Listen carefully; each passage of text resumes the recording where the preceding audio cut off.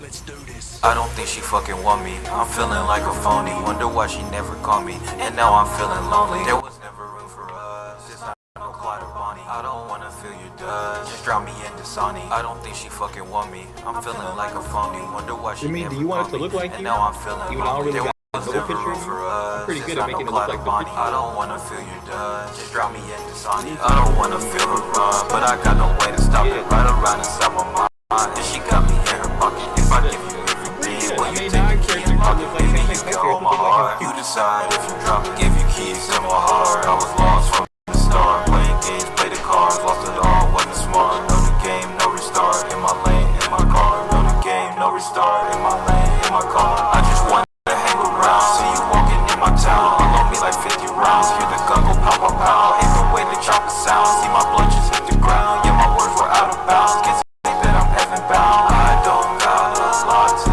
say. I just gotta find a way. Won't let my life end today. She just want me in my grave. I don't wanna feel her run, but I got no way to stop it. Right around inside my mind, and she got me in her pocket. If I give you everything, will you take the key and lock it? Baby, you can hold my heart. You decide if you drop it. I don't wanna feel her run, but I got no way to stop it. Right around inside my mind, and she got me in her pocket. If I give you everything, will you take the key and lock it? Baby, you can hold my heart. You decide if you drop it. Give you keys to my heart. I was lost from the start. Playing games, playing the cards. Lost it all, wasn't smart. Know the game, no restart. In my lane, in my car. Know the game, no restart. In my lane, in my car.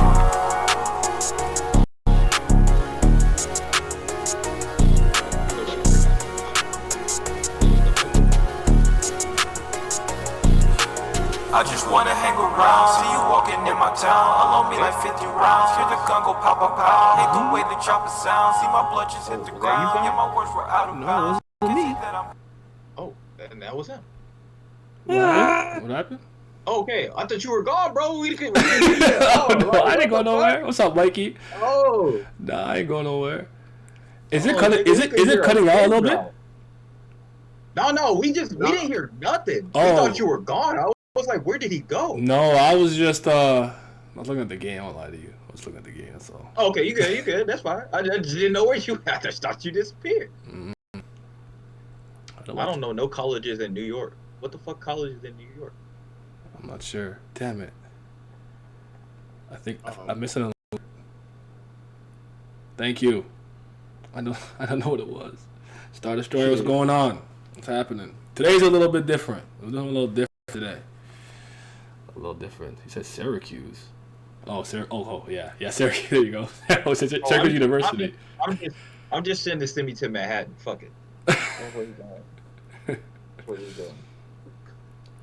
I Everybody's just want birthday, to right? find a way past Denver's going home. I'm kidding. Okay. I don't know. I'll watch that game. And now hold on.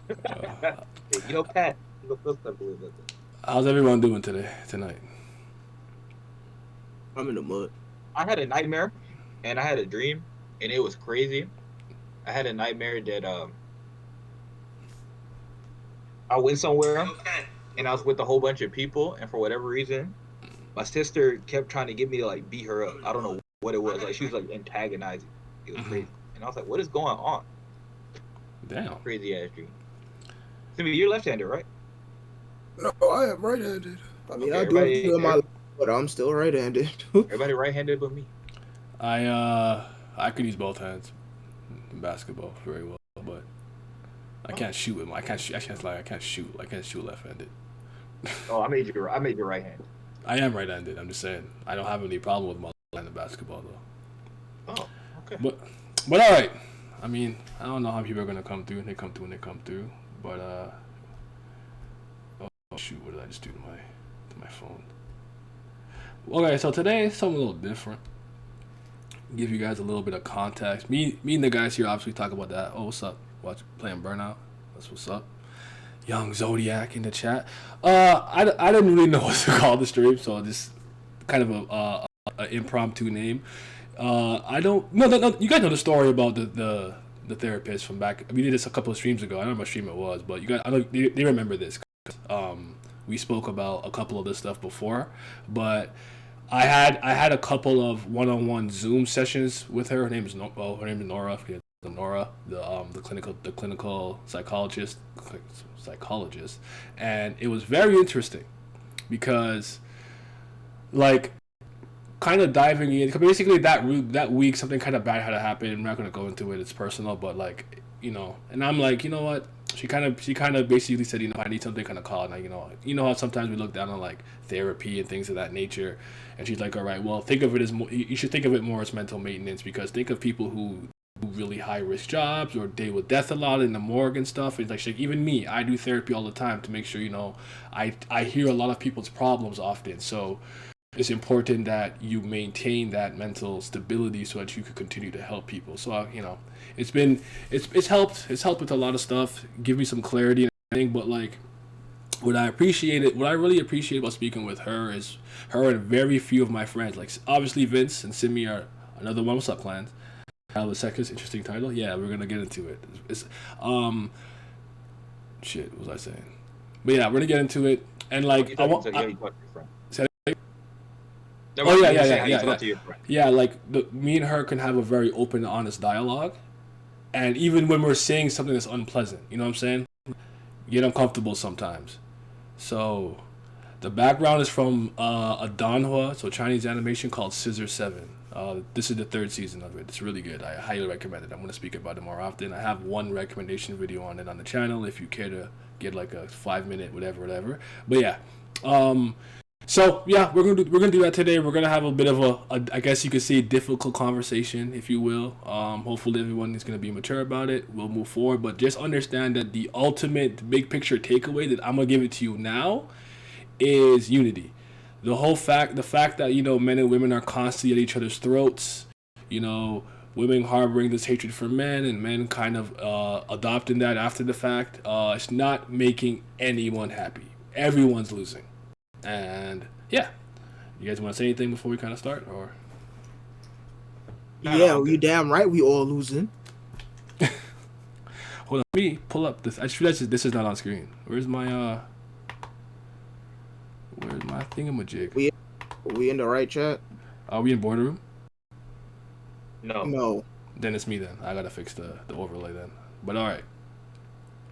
What did I do? I don't know. What did you do? But okay, the first thing I guess we'll kind of touch on is I'm gonna ask the chat a question. I don't know if you guys know this, but I'm asking you guys the question. You guys kind of know because we spoke about it, but I mean North America specifically. This will be mostly or Western society related stuff. So this doesn't really kind of apply to certain countries in the East, but what percentage of single males do you think are sexually active, like really sexually active, like single men, like in the West? And I'll wait for some answers. 40%. Okay. I don't know the number. I'll take a crack. Probably, I don't know, 50. Shit, actually 35. 35, 50. All right. Let's see if anyone in the chat's gonna answer. They said 40. Bar said 47%. Interesting. This will be pretty illuminating for a lot of people. 60%, 30%. Okay, so you guys are getting closer. But the answer is 10 to 20%. Right? Why am I bringing that up at all? Because what's the perception? What do you think the perception would be if you ask most people in society, like, what are guys doing? What do we really want? You know what I'm saying? Yeah, that most men are super. Yeah, exactly. But the fact of the matter is, that's not the truth. And one thing that Nora kind of made painfully clear was that when we were speaking, Nora, there's anyone who I'm gonna link everything in my when I post the VOD. I'm gonna link everything. You can find some of stats. Well, some of these stats I got from books and stuff, but you can find some stuff on Dataclysm. Some of these were from our specific researchers, so you have to make sure that it's intellectually properly contextualized. I think one was OkCupid and stuff like that. But I will. My plan is to source everything when I put the video in. I don't want to be all over the place. I'm trying to keep it focused, but I will link everything. Perception is probably at least 50%. Yeah. What's up, Coogan? What are you doing? But yeah, and yeah, thank you for the follow. But it's very interesting again because that perception. But one thing that she wanted me to know was basically she's trying to dispel like the distortion that a lot of people have. Because one thing that she does with a lot of like with women, because she does a lot of like romantic therapy kind of stuff, right? So she basically has a strong belief that men currently are very weak, which I agree with, and then women today are very entitled, which I agree with, and basically she's trying to make people really understand the opposite nature and that we're different, we're not the same. You want to chime in real quick? So just so I can. No obligations there. No obligations? I mean, objections? No objections. My fault. I told you I was in the mud. Oh, how many single women are sexually active? It's over 50. But there wasn't, from the research that she was telling me about, it wasn't like it's like a 50 to 60 range. But what she wanted me to understand is that men have to basically create their value. They're not born valuable. If a woman is very beautiful and especially young, she's valuable straight off of that, right? We have to create that value. We have to work, get a good job, be tall, possibly muscular, things of that nature. So that's what. Okay, there we go. I'm like, why? I want this shit to pop up for so much. What's the context regarding men being perceived as weak? We have been taught in modern society basically that masculinity is not a good thing. It's toxic, and a lot of men don't know what to actually do with it. And you're getting a lot of beta male and what we call obviously simp behavior. We call people simps and stuff. And then, we're gonna watch some videos that speak about like where women speak about women, and then we're gonna talk about something called the triangle love theory, which I learned about today. You know what kills me? What makes me laugh too? She keeps showing me all these like people. I'm like, where do you how do you know all this stuff? And she's like, oh, her husband likes to watch all this stuff. And she made a comment today a little bit during our session that she's like, her favorite thing about her husband is that he plays video games. So he's not out the house and she knows where he is. Just a side note. He's 49, so it's a quick side note. Respect women. Anyone who has an account on Twitter clowning out some white men are weak these days. It's precisely like you understand what I'm talking about. And even like this is gonna sound really stupid, but I want you to kind of think about this, right? You know how they say you are what you eat. If you eat shitty, you'll feel shitty. You kind of have to think about what you consume as well. You may not be realizing how much it's affecting you, but what you consume is also very important. So if you're watching a lot of, so let's say for example, a woman is watching a lot of shows, via movies and TV where men are constantly looking incompetent. Men are constantly looking weak. They're talking down on men. What kind of behaviors do you think you're likely to internalize? This is not everybody, but what do you think you will internalize? That nigga's weak and incompetent. Right, and you don't need them, right? You're strong, independent. You don't need them, and that's kind of their rhetoric that they move with a lot. She's funny as fuck. Homebody, yeah, greater than son. Yeah, hold on, unrelated, but the term Sigma male just kills me. I've never heard Sigma male. That's funny. Yeah, don't use Twitter. It's awful. It's awful. Twitter's a terrible place. Stay away from there. Right. But and then because you know how like basically with like, okay, also understand she's older. She's in her 50s and she's conservative. So for anyone that doesn't know that, what I'm saying is she leans right. She's very right leaning. So I don't know if that's gonna bother anybody, but that's just what it is. Wait, why is my thing only there? Wait, you guys say something? Speak real quick. Oh no, okay. Because I'm only speaking. Oh, I didn't realize I did it that way. I thought I put it up for us to be there all the time. My fault. There's a subset of women that do look at men as a come up. Yeah, there's that. Like, I'm gonna get into all of it, but just give me a second because I still want to stay here, right? So but yeah, it's important to kind of understand that we're not the same. And what she also wanted me to understand is that we actually don't know what each other want or like. If you ask a woman what a man wants, the thing that she named has nothing to do with what a man wants. And then if you ask a man what he wants from a woman, it's generally, kind of, wrong. So let me ask you guys this real quick too in the chat. What's up, Melios, by the way? What's going on, brother? I thought this question was very interesting. We're gonna dive into a bit of me. I think what's very important too is I'm gonna be very transparent. So hopefully everyone's very mature about it. Like I'll be as open and honest as I can without having to like incriminate anyone or myself. But yeah, Nova, you're absolutely right. You're not wrong. But no woman wants a man with no bitches. Yeah, you're right about that. That's something that she said. Okay, shit. Like you guys are all over the place. Let me focus. The question I want to ask you guys is, I know, Bar, if you're still here, we'll start here. What's a word that you would not ever associate with men? Like, what's a term or a word that you never associated with men? Like, what's something you think, like, men just are not this thing? And in the chat, if you have an answer too, I know most of us are guys here, just answer it as well. So what do you think is, yeah, I think that is? Because she asked me this when I was like, what's a word you wouldn't associate with women? And I actually answered very quickly, and it shocked her what I said.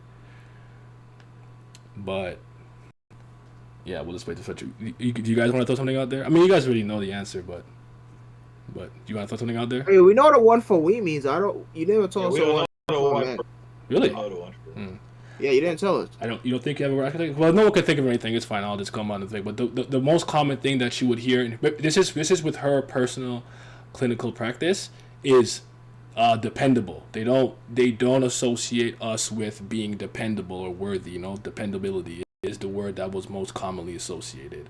I said good looking. The reason why I said good looking is I actually have seen certain studies that say that, you know, most women are just not attracted to most men. So like 20%, they're attracted to like 20% of men. So I thought it was ugly. Now, anyone, for people in the chat, and you guys have had an answer here. What is a word that you would not associate with women? I'll tell you what the most popular answer men would give, and then I'll tell you what I said and why she found it interesting. Clean? Okay.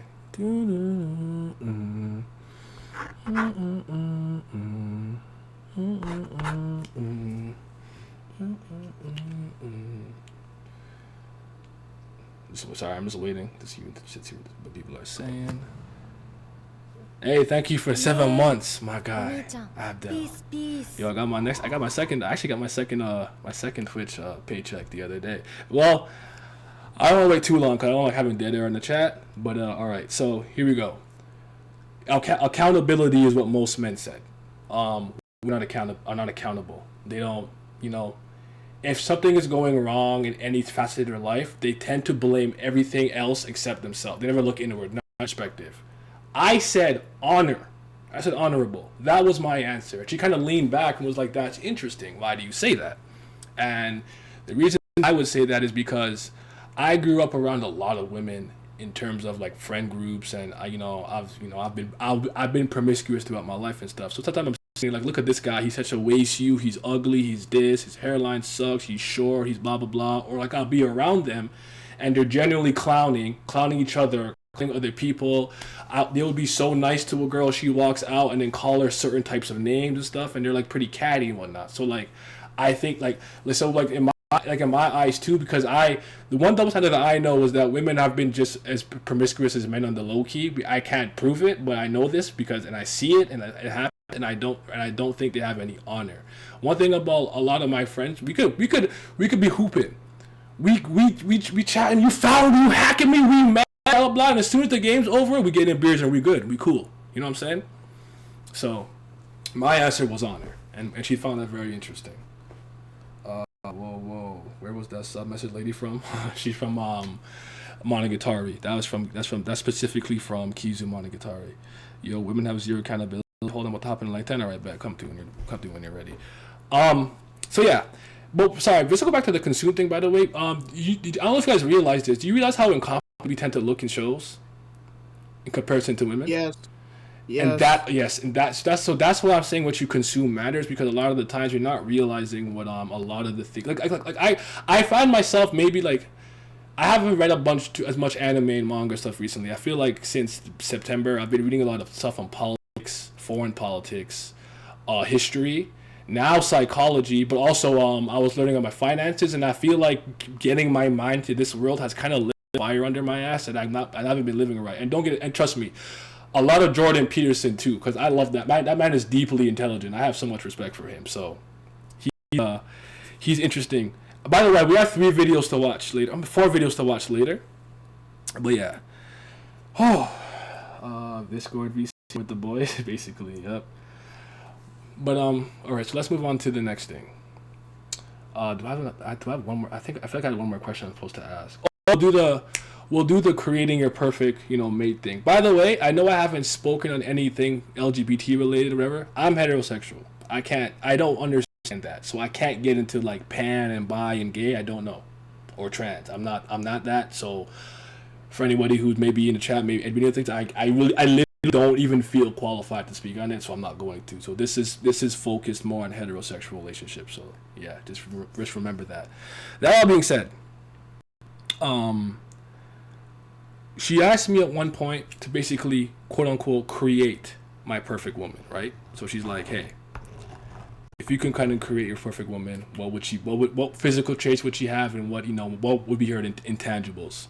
And she was a little bit surprised. Apparently, I'm what they call a bit of an interesting case study, because even though I fall into a lot of the same common pitfalls, my reasoning, I guess, or my way of thinking tends to be different. She also tested my level of honesty really early by asking me some stuff and seeing how quickly I'd answer it, how honestly I'd answer it, and if I can prove certain stuff. Because she even asked it like, like you said you're bilingual, and like, can you prove that? And I'm like, I mean, yeah, we could speak in French if you speak French, and I showed her my certificate. So I like that.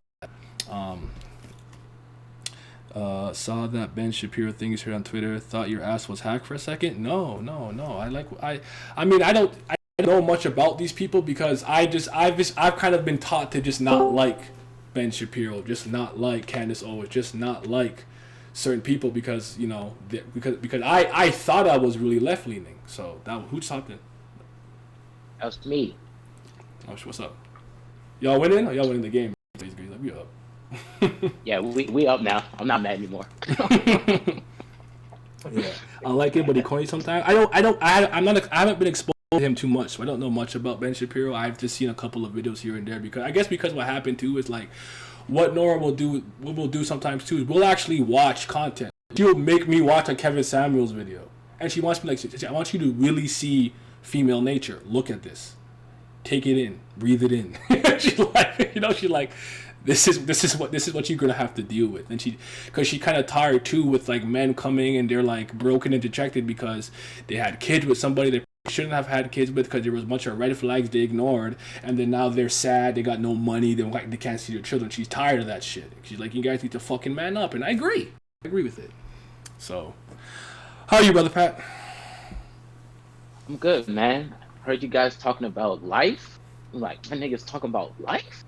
Yeah, gotta hop in and talk to my niggas about life.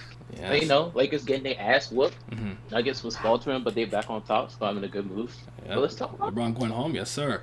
Okay, so for my perfect woman, the things that I said that were out of the ordinary, I'll just kind of skip the devil's advocate part. As I said, I like my women tall. I like tall women.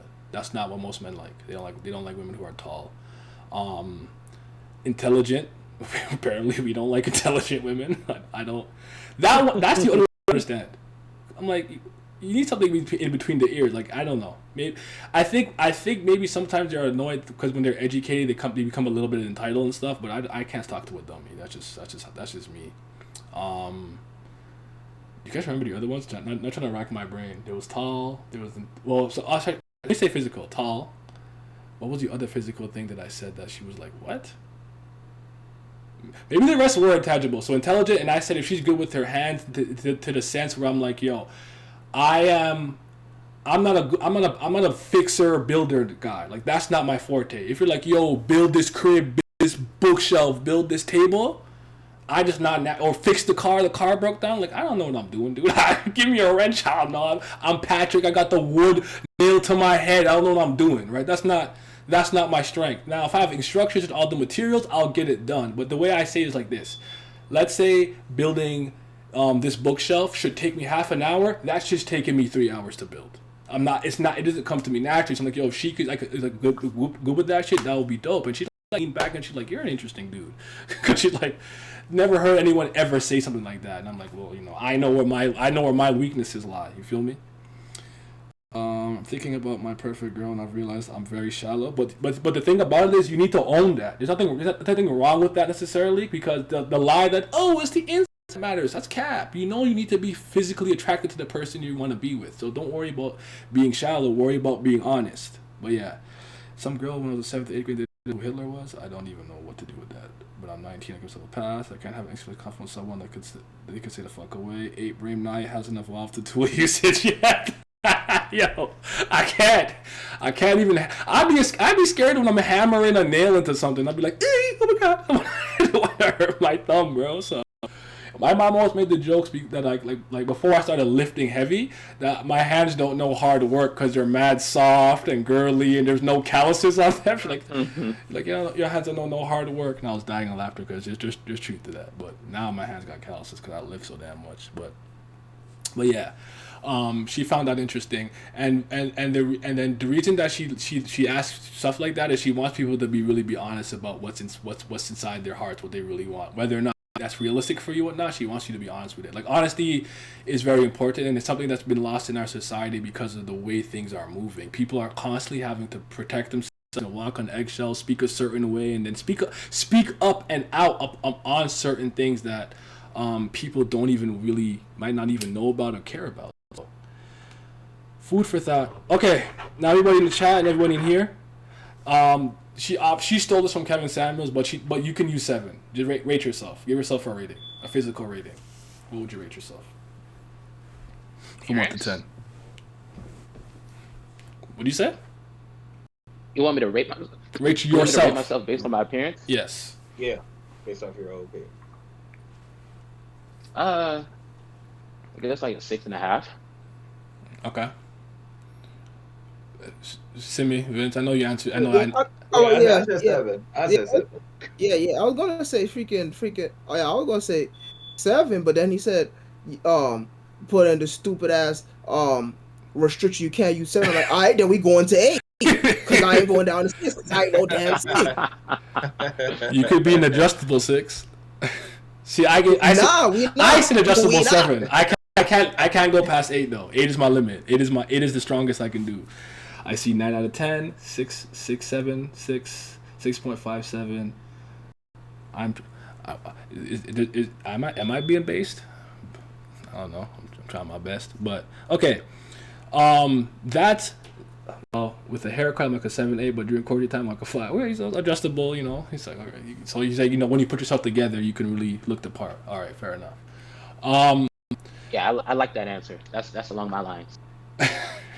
Get the haircut. You know that in a video where he's talking like mad, like as his hairline is getting, he start talking more confidently. Oh, that shit funny. I didn't know that nigga was a football player. I did not know he played in the NFL. I did not know who that. I didn't know that. I had no idea. Which was crazy to me. But yeah, okay, that's interesting. I'm glad everybody was. Nobody went crazy. 1 out of 100, so once in a century type of dude, but no different though. He Tanahashi? Oh my god. Yo, Vince, that's crazy. Bro. Okay. Now, that's important because she said people need to realistically be able to assess themselves and stuff too. Like, but we're not gonna talk about the character stuff and age stuff, but yeah, rate yourself fairly, because she said that a lot of problem that our generation has is our reality is so distorted because of how we were raised. She said your indoctrination from schooling, from probably the way you were raised in certain environments and whatnot, is you were probably raised to think a certain way. And you know how we see a lot of things. Like, for example, let's say there's someone on TV who's a newsman, right? He gets the news wrong 6 times in a row, and we criticize him. They'll criticize him. But let's say a woman does that, and you do that. The likelihood of Chris Paul, what the fuck was that, dude? Likelihood of you actually criticizing her and not getting, called a misogynist or a sexist or something like that is like they're probably gonna gang up on you because she's a woman. But the thing that Nora was saying is like you guys need to speak freely, because what happens is if she's doing a bad job and you don't criticize her, what happens is they get more and more enabled because their bad behavior is either being rewarded or not punished, which is important, which is what making them extremely more entitled. We had to watch this one video where like overweight women were talking about what they wanted in a man, and it was really shocking to hear. We're not gonna watch that one, but remember, double mac cheeseburger. He is corny, but Oh Jesus! he's corny as hell. That nigga was going crazy. He had one joke. He run that shit to the crowd, son. Yeah. He said, y'all gonna know this joke before this video ends. Anyway, to explain it, basically the problem is that the women were basically saying in this video they were overweight, and they were basically saying that like, oh, they should be accepted for who they are, like because like they, you should accept them now because if they get at their best, then you deserve them. But the men they want are 6 feet, fucking athletic build, shit like that. So they want the standard male that everybody else want without putting in the work to be able to match the standard that male might want. Like, why would that male want them? But if they don't want them, then it's a problem because then he's misogynistic or he hates fat people and stuff like that.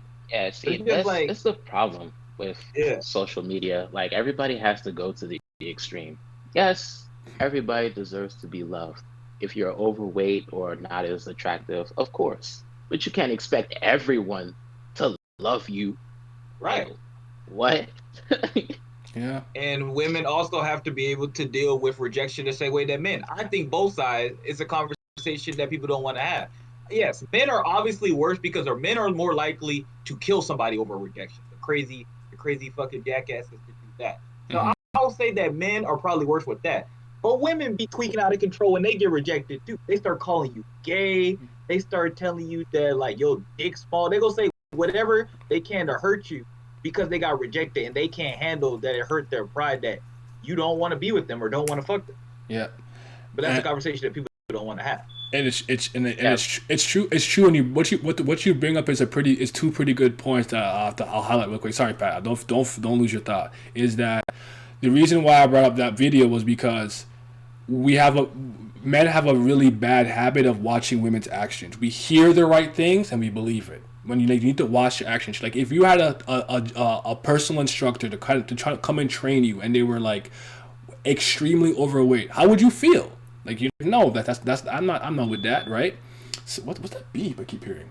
Damn it, what was the other one? And she wants us to be able to really observe action. So stop seeing the pretty face and you think, you're the exception, this and that and the other. But go ahead, Pat. Go ahead first, real quick. I was just gonna say, verbally, women can be very, very scalding with the things that they say. Like, obviously, because we're men, we're genetically stronger. We do worse things when we get upset. Like when it comes to hurting, but like some of the stuff that I've heard some women say, oh my gosh, they cut deep when they're upset. There's studies that would argue that we're equally as aggressive, but men are just violent. So we're aggressive. When we're mad, we just fight.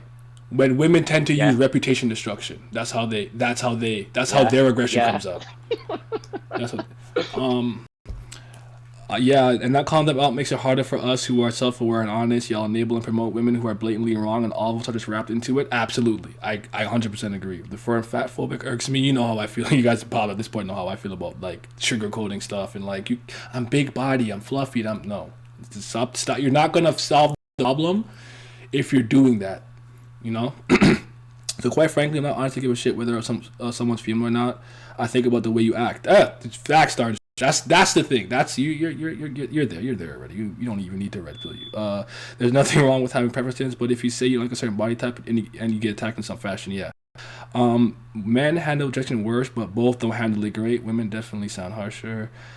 Women have that sharp tongue when they're angry, and they'll hit you where it hurts. You share of vulnerability. And I remember back last year when I was thinking about having those harder conversations with people in my life, one thing that, remember I was talking about like some blog talk, maybe we can do better, and some things women could do better, and they said one thing they do is they laugh at men's vulnerabilities. Like it's a thing they really do, and I've seen it. So I have learned not to care about women's words after a while, but I'm seeing where you guys are coming from. Charlie's be getting that passive aggressive back. Yeah, that's the passive aggressiveness a lot too. But yeah, don't think they can't be aggressive. It comes out in other ways. It's just usually a reputation destruction is how they tend to do that.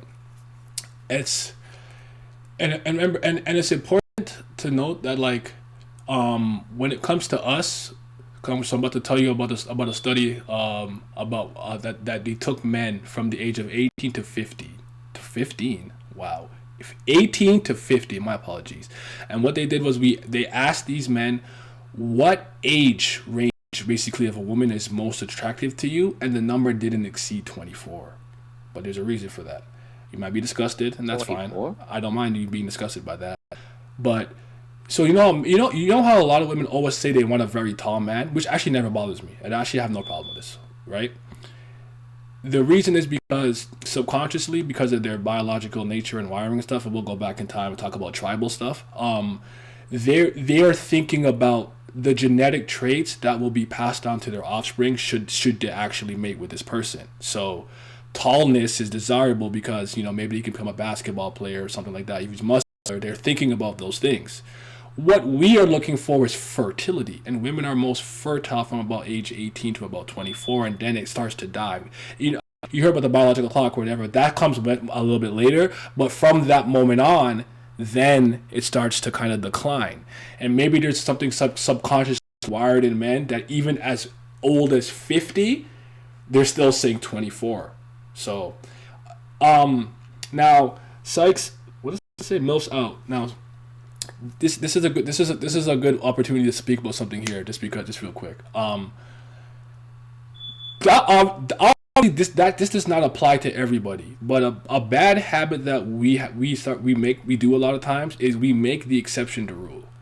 If I say basketball players are supposed to be tall because the sports played verticality, and you go, well, Muggsy Bogues was in the NBA, you just took the shortest, most exceptional 5'3" man who was the absolute exception and tried to apply him to the majority. You're a clown. Don't do that. Mm-hmm. Go ahead, Pat. Did I cut you off? No, I was just agreeing with you. Okay. He's just agreeing with you. Yeah, right. So I understand that everyone is different in certain things. You're not going to fall into, but we're not talking about the exception. We're talking about the majority. What the rule actually is. So keep that in mind. I understand. You might hear something like, "Oh, I'm not like that," but yeah, it's not. It's you deviate from the norm. We're talking about what the general norm is. So yeah, don't count.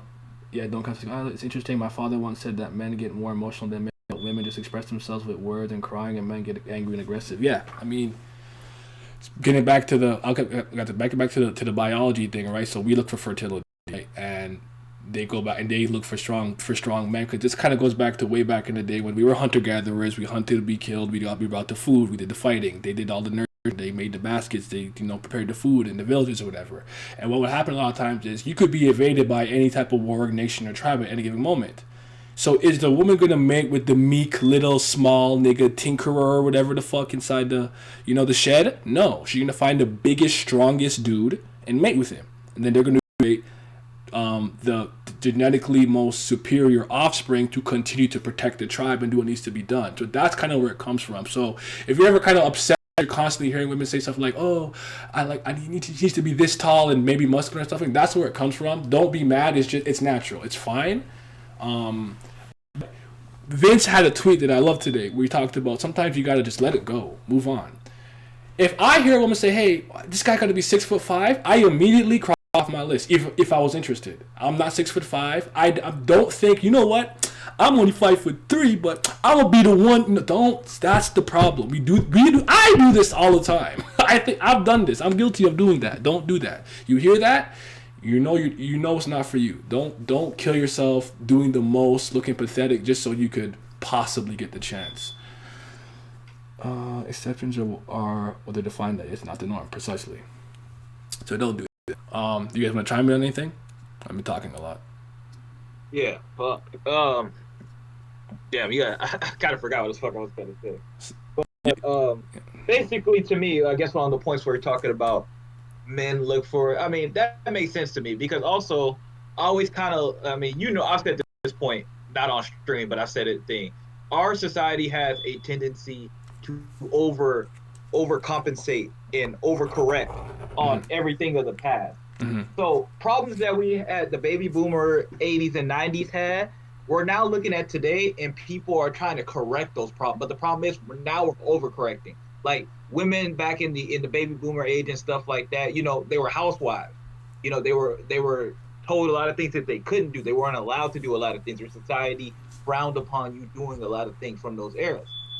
And now we get to today, and now we're overcorrecting. And now it's just like if you're a woman that's trying to be like modest or more conservative, now they're looking at you like, oh, you're a pick me, like what's wrong with you and shit like that. And women just go around and throw their body around. Like personally, I don't have a problem with it. Get it how you live, do what you want, as long as they're not hurting nobody or affecting nobody. But the problem is now we're at a tendency that just like, oh, if you don't do what I say is good, we're gonna attack you for it, and we're gonna try to make that the norm instead of letting people. Because the whole thing about everything that we're supposed to be doing is just that everybody's supposed to have the freedom to be able to decide what lifestyle they're going to want to do. That's the intention of first-wave feminism, correct?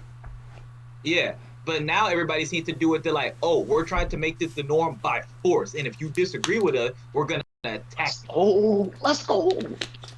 And that is the problem with and a lot of men get kind of tricked and shamed into doing something, right? So let me tell you something that's going to sound very fucked up, but I've never voiced this out loud until Nora asked me this. But she had asked me, like, what would happen if you really liked a girl and you found out she had a kid? I'm like, I can't do it. She's like, why not? I'm like, I'm gonna say this as meanly as I possibly can. The thought and idea of raising another man's child makes me fucking sick to my stomach. I'm not raising your kid. I don't care. I don't fucking care. It's not my child. Not my seed. But what do you think someone might say into that? Oh, you're just not what? Something enough to. No, fuck that. Yeah. Then I'll be a boy. Fuck it. I'm not. You're not gonna shame me into a mistake or something you did in your 20s or whatever the fuck, and then I have to deal with it. No. And this tied into something I didn't even know because I heard a lot of men, really older men in my life, kind of complain about. I have friends who have kids and stuff, and their visitation rights are all messed up and everything because of family courts in the way that they're kind of run, but. 70% of divorces are initiated by the women, and more than 50% of marriages end in divorce, right? So a lot of times what happens is they'll run that man for his money, his resources, child support, alimony, all of that, and then they become so fucking miserable and bitter and whatnot. And that's what happens with a lot of older guys. So you got to be careful with that. I'm not discouraging people from getting into a relationship and getting married. You just have to think about the risks. But to all of that, the thing that is kind of like. I'm sorry, hold on. Let me read the chat quick. I'm kind of honestly agree, even though I'm young, in like 10 years, I'll be okay with it. Yeah. You got time. You're young. Okay, so I wanna push back a little bit because I don't want this to come off. Like. Don't worry, the men in their section. I'll bad them up too. Yeah, but go ahead. But I just do the pushback just so it's fair from everybody's side though. Yeah, I know you're right. Basically, okay, so. Here's the thing about divorce rate and that statistic, to me, in my opinion. Mm-hmm. Now, I'm not somebody who's obviously people who take statistics. I'm not a scientist. I'm not any of that. But here's the thing with me. So, again, comparing ages to age, a lot of problems with older age is that a lot of older people have a mentality, especially people who value family units, to stick through the problems no matter what. Fair. Now, men... Now, the statistic if men are more likely to cheat is interesting because when you speak on that, you told me about that. I was like, wow, I actually didn't know that. They're just better at hiding it and stuff like that. The problem is men are more likely because we're males and we're able to produce seed and stuff like that. You have sex with a woman, you cheat on a woman, you get another woman pregnant or whatever, you have a whole nother family. And that with the combination of women being like reputation destroyer, if you're having sex with another woman that's not your wife or something like that, the likelihood likelihood of that woman coming to your wife or putting you on blast in public is way, way, way, way more likely than if you're a woman fucking another guy, because guys don't do that. They might tell their homies or some shit like that, but they won't like put it out in public. So that's one thing for that. But to be fair, I don't think it's wrong for women to divorce at a higher rate than men, because if they don't feel like they're being valued or they feel like their husband's a piece of shit, there's nothing wrong with that. Now, the whole thing about people taking money and, you know, stuff like that, that's a whole nother discussion. I have never completely understood that for either side, because if you're somebody who's worked your whole life to build up an empire or have a certain amount of money, yes, do I think your person that was with you deserves somewhat a part of that? Somewhat. But I don't know if it should be 50%. I think it should be on a case-by-case basis, depending on what they're doing, stuff like that. Like the Jeff Bezos and his ex-wife, right? Like her getting like billions of dollars, even though I don't fuck with that nigga at all, I'm not sure I agree with that. Especially if a lot of that is his hard work. I don't know how much she contributed. I don't know exactly what she did. But I don't think it's worth getting half or something even close to that. But that's just me. I think it should be on a case-by-case basis. And here's another thing, right? Let's say you have a child together, right? Yep. Instead of having, there should be a system, instead of giving the money to the woman, because she is now automatically assumed to be the automatic caretaker of the child, the money should be put somehow in the child's name or set up for what the child needs. You're thinking logically. That's not how the courts work, though. No, I know. But I hear you. I agree with what you're saying, though. Because what happens a lot of times is they'll be like, "Oh, she's used to a certain type of lifestyle, so she should maintain it," which is why she gets that money, because you don't need that much money for one child, you know. So, but I see some people in the chat were talking about like some of their parents got divorced, and unfortunate, but it is what it is, though. Go ahead. North America or just the entire world? This is what for that's America. Oh, then white people. Okay, yeah, that's America. They're white people. There's the answer. It's not any better down here in areas, but that study specifically, I remember, I think she said it was specifically America. I'm trying to make sure I make white sure. People. Yeah. White people. But how would the child pay for grocery stuff? Like, it has to be accessible to the mother. Oh no, okay, no, I hear what you're saying, but I guess what he's saying, like, maybe they should get like a fund. Like, okay, if we need all this money, a large percentage of it should go into some type of fund for the child, maybe, or something like that. You can make it work, but people much smarter than me have to figure that out. Yeah, because wait. I'm not saying that the. No, because I'll forget if I don't say this now. Let me say this real quick. I just recently learned too. I didn't know this, right? So, let's say I'm dating fucking woman A, right? And we date for 3 years. She has a kid. And we break up. I could still legally become that child's father, because if I'm constantly seen in group photos and family photos, and it's like, oh, he comes to the table and blah blah blah, and she tries to make the case like, oh, as far as my child is concerned, that's his dad, blah blah blah. I could legally become that kid's dad, even though I just dated her for like years. You see how fucked that is? Isn't that fucked up? That ain't it, dog. Yeah, there's a lot of fucked up rules required that, like, in some states, if you're not the father but you already signed the birth certificate, you're still on the hook for it. Yeah. Shit like that. So there's a lot. Like I said, I'm not saying that the woman don't deserve any money or anything like that. I'm not saying that. I'm just saying that, like, there are also situations where women take advantage of the child support system, and they're milking guys for money, and they're not using it on the child like they're supposed to, because not every mother is a good mother either. Yeah. Like, I think that's kind of automatically assumed that, oh, that's the mother of the child, so she's good. The burden of proof in family court is also very low. It's like 50% or 50%. I can't remember. I think in criminal court it's like without a shadow of a doubt, so like 99. I can't remember the exact number. Sorry, but yeah, something like that. But yeah, but it's just shit like that. Like I said, I'm not conservative leaning. I'm not right leaning, and I probably never will be. So I am more often than not gonna lean towards the left. I just think there should, this is a honest, fair conversation but I also think it's important for somebody in here to push back a little bit so it don't lean too much. I'll do it, but don't worry. I hear you. Don't worry. How often is the father win custody? I wish I knew that. I really wish I knew that. Fathers primarily win custody. It's a mother. If the mother is clearly unfit, it's rare. Yeah, I know it's not often. I don't know the numbers. I actually don't know that percentage, so I'll apologize. But all right, let's transition to some of the stuff that relates to me, and I'll start just so there's a level of vulnerability. Anyone wants to speak like openly, whatever, right? So we kind of were able to like pinpoint my problem in terms of what I want, right? Because for anyone who doesn't know, I lost my virginity at 13. So I've been sexually active longer than I haven't been in my life, because I'm 28 today. 28. I'll be 29 next February, like next year February, right?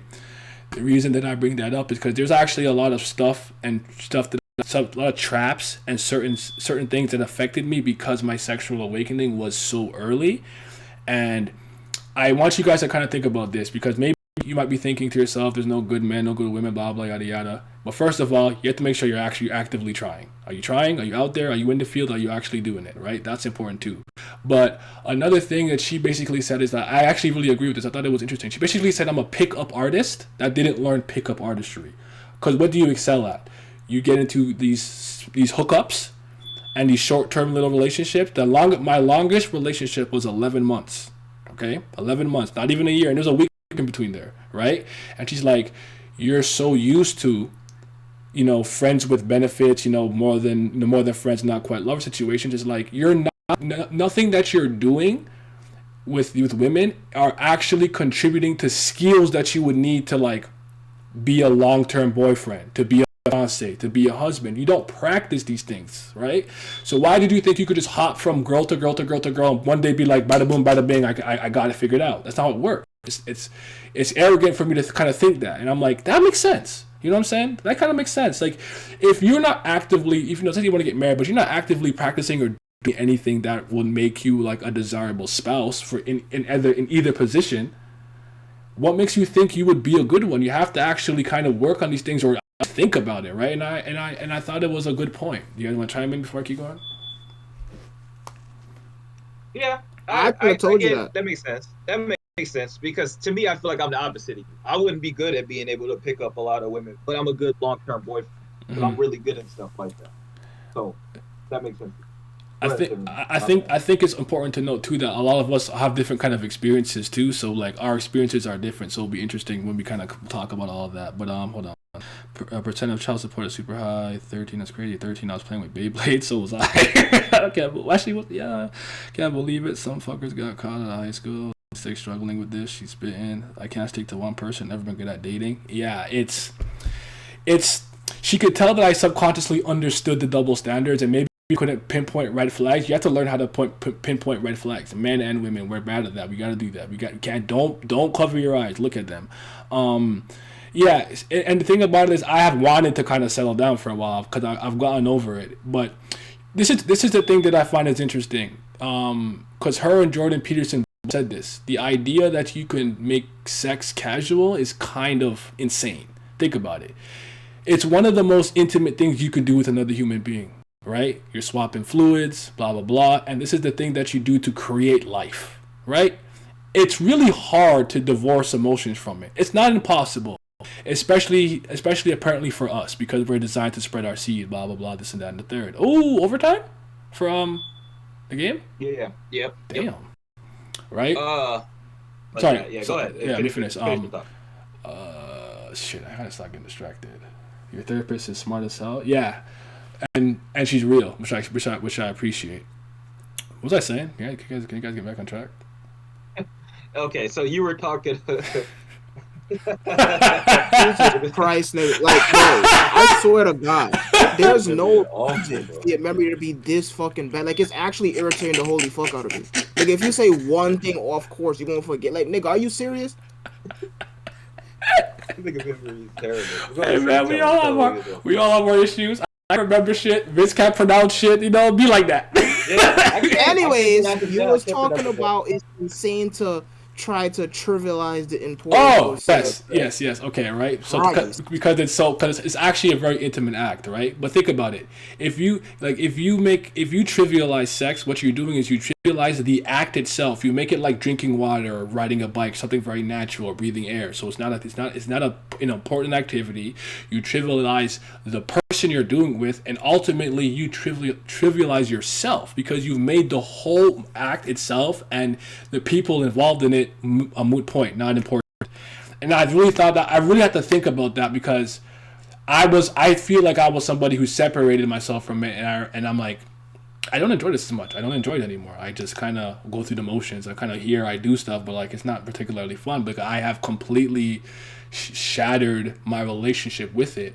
And she's probably the main reason why you started withholding just more and more because my frequency of sexual activity has gone down significantly since I would say I was about 25. So 26, 27, 28 every year it goes down and down. You might have a week or two, you might see me blah blah blah yada yada, but generally speaking I don't do it nearly as much. And she's like, you're probably subconsciously understand that, you know, if you wait a while, like a 4 months or something like that, at least, you know, your sensitivity goes down to things of that nature. Because she also asked me about my masturbation habits, which isn't something that I ever really did that often, except in college. I was kind of a monster just in general in college, especially my second year.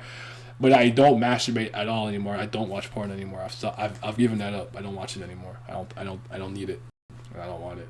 And apparently, it's very easy for a lot of men who have a bad relationship with it to get erectile dysfunction later on in their lives, because what you're visually constantly consuming or whatever, it's not what you're going to see kind of in real life.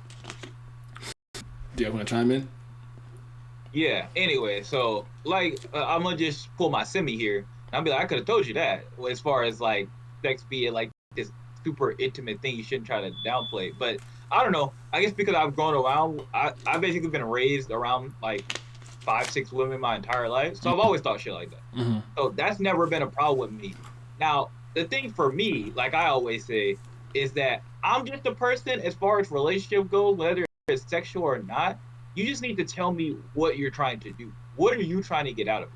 Because to me, the more I've gotten through life, the thing I've come to realize, for me, I can't speak for everybody, but the thing that works for me is that I kind of just let the ball be in women's court.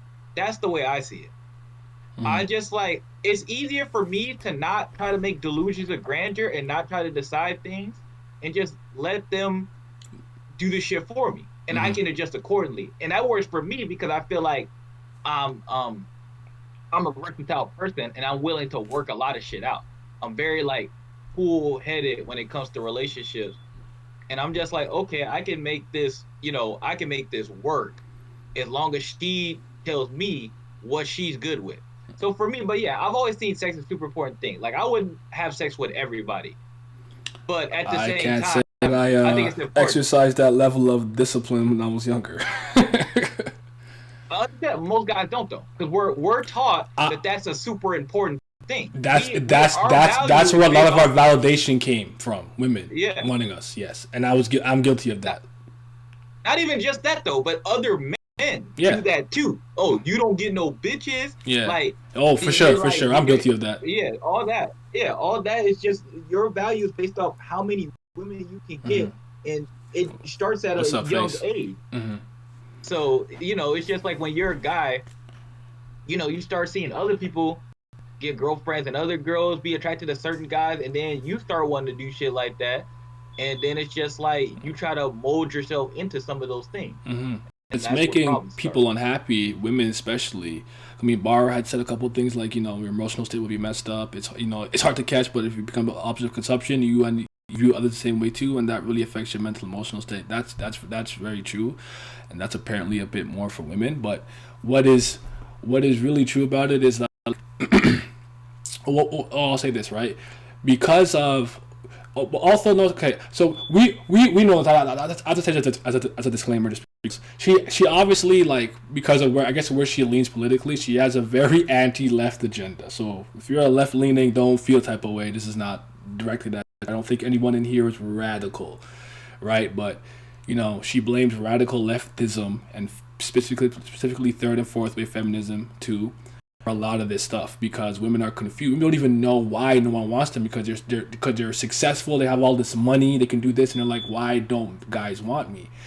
And what and no one's winning because of this. We're not winning, they're not winning, everyone's miserable in the end, for the most part. And the interesting about is what she said something that I found was interesting, right? Because I never thought about it this way. And you guys in the chat, and when you tell me how you think about it, right? What a lot of feminism has done is taught women to be more masculine. You know, get a great job so you can be a provider. You don't need a man. You know, if you're financially stable, you can do anything a man could do. Any job a man could do. Be tough. Be opinionated. Super opinionated. Not arrogant, but aggressive. Blah blah yada yada. This and that and the third. And she's like, I find that offensive as a woman, because what you're saying is the things that inherently make us women, make us female, make us feminine are not strong. They're not good. They're not valuable. So be like a man. How do you guys feel about that? An interesting way to put it. I don't think that's 100% wrong way to look at it either. Well, this is kind of reminds me when we talk about, we talk about fictional characters, but people have a bad propensity to think that, like, to be a good female character, you need to be a badass and stuff like that. But they don't understand that a character that is flexible with their femininity knows how to use it to their advantage, but also knows how to be strong in a different way is also strength. But they don't look at it like that. Yeah. They look at it as just like, oh, like, she is, she's weak because she can't punch, kick. And, like, I think that's important in certain series. Like, people don't look at it like that. They don't look at it as like the context of the series, though. Instead, they just take a look at all women characters like that are not good, but that's not true. You could be a strong woman while still keeping your femininity and liking flowers and stuff like that. But that doesn't mean you got to take shit either. Submissiveness and femininity are tied together for most people, but that doesn't have to be the case. You can be a strong woman with a strong mindset while still being a feminine person. Yes. People think that with men too. They think of a man, they tend to think, oh, you have more feminine traits or you like more feminine things, that you're not a strong person. But it takes strength to be able to cry and be able to keep pushing and realize you got to keep it pushing and shit like that. It takes strength to look at yourself in the mirror and realize that, like, okay, I have flaws with my character. I have problems that I need to fix, because people tend to think that, like, a man should just shut the fuck up, internalize all their problems and keep it pushing. But a lot of men, because of that, our suicide rate's higher. We kill ourselves more often because you're crumbling inside because you won't acknowledge it. We also tend to apparently feel guilt a little bit more too. Women value their lives way more than we do. Like, if we feel guilty, we might feel like, all right, maybe I'm just a waste of space and I should go. Yeah, it's shit like that. But people don't want to have this conversation. You're just told to man the fuck up and deal with it. Like, I bitch about a lot of shit. I'm a bitcher. Like, if you tell me to do something I want to do, I'm gonna bitch about it. Some people are just like, oh, as a man, you shouldn't bitch. Nah, fuck that. I don't want to do this. Now, I might still end up doing it because I feel like a certain responsibility that, like, okay, like, I need to do this, like, at the end of the day. But that don't mean I'm not gonna bitch about it. Like, you're going to hear from me if it ain't something I want to do, or if I feel like you're talking to me some sort of way, or you're expecting certain things out of me where I feel like you shouldn't be. I'm a bitch about it. That don't mean I won't do it, but I'm a bitch about it. I hear you. But I just thought it was an interesting take. Oh, Chris Paul hurt? Damn. I thought it was an interesting take because I just never thought about it that way, right? Like, it's just like being like a black person. There's no monolith for black people. You're black in your own way, right? There's people in Africa, people in Europe, people here, all over the world, right? You do your own way. So, but I just thought it was interesting because I'm like, you know what? That's a perspective that I can agree with. You're like, being feminine is not weak. Like, the strength may not be overtly like, I'm so big and powerful and dominant, but it's powerful in so many ways, right? So, because ultimately, I think what she kind of made me think about it is like this. I would say that, like, I would honestly say that men and women aren't equal in the sense that, like, bigger, stronger, faster, blah blah blah, yada yada. But you could literally create a life in your stomach. Well, here's how I would say it. Take a video game, right? I would say that men and women, we all have 100 stats points. So in that way, we're equal. But where they're distributed naturally is different. We're bigger. We're stronger.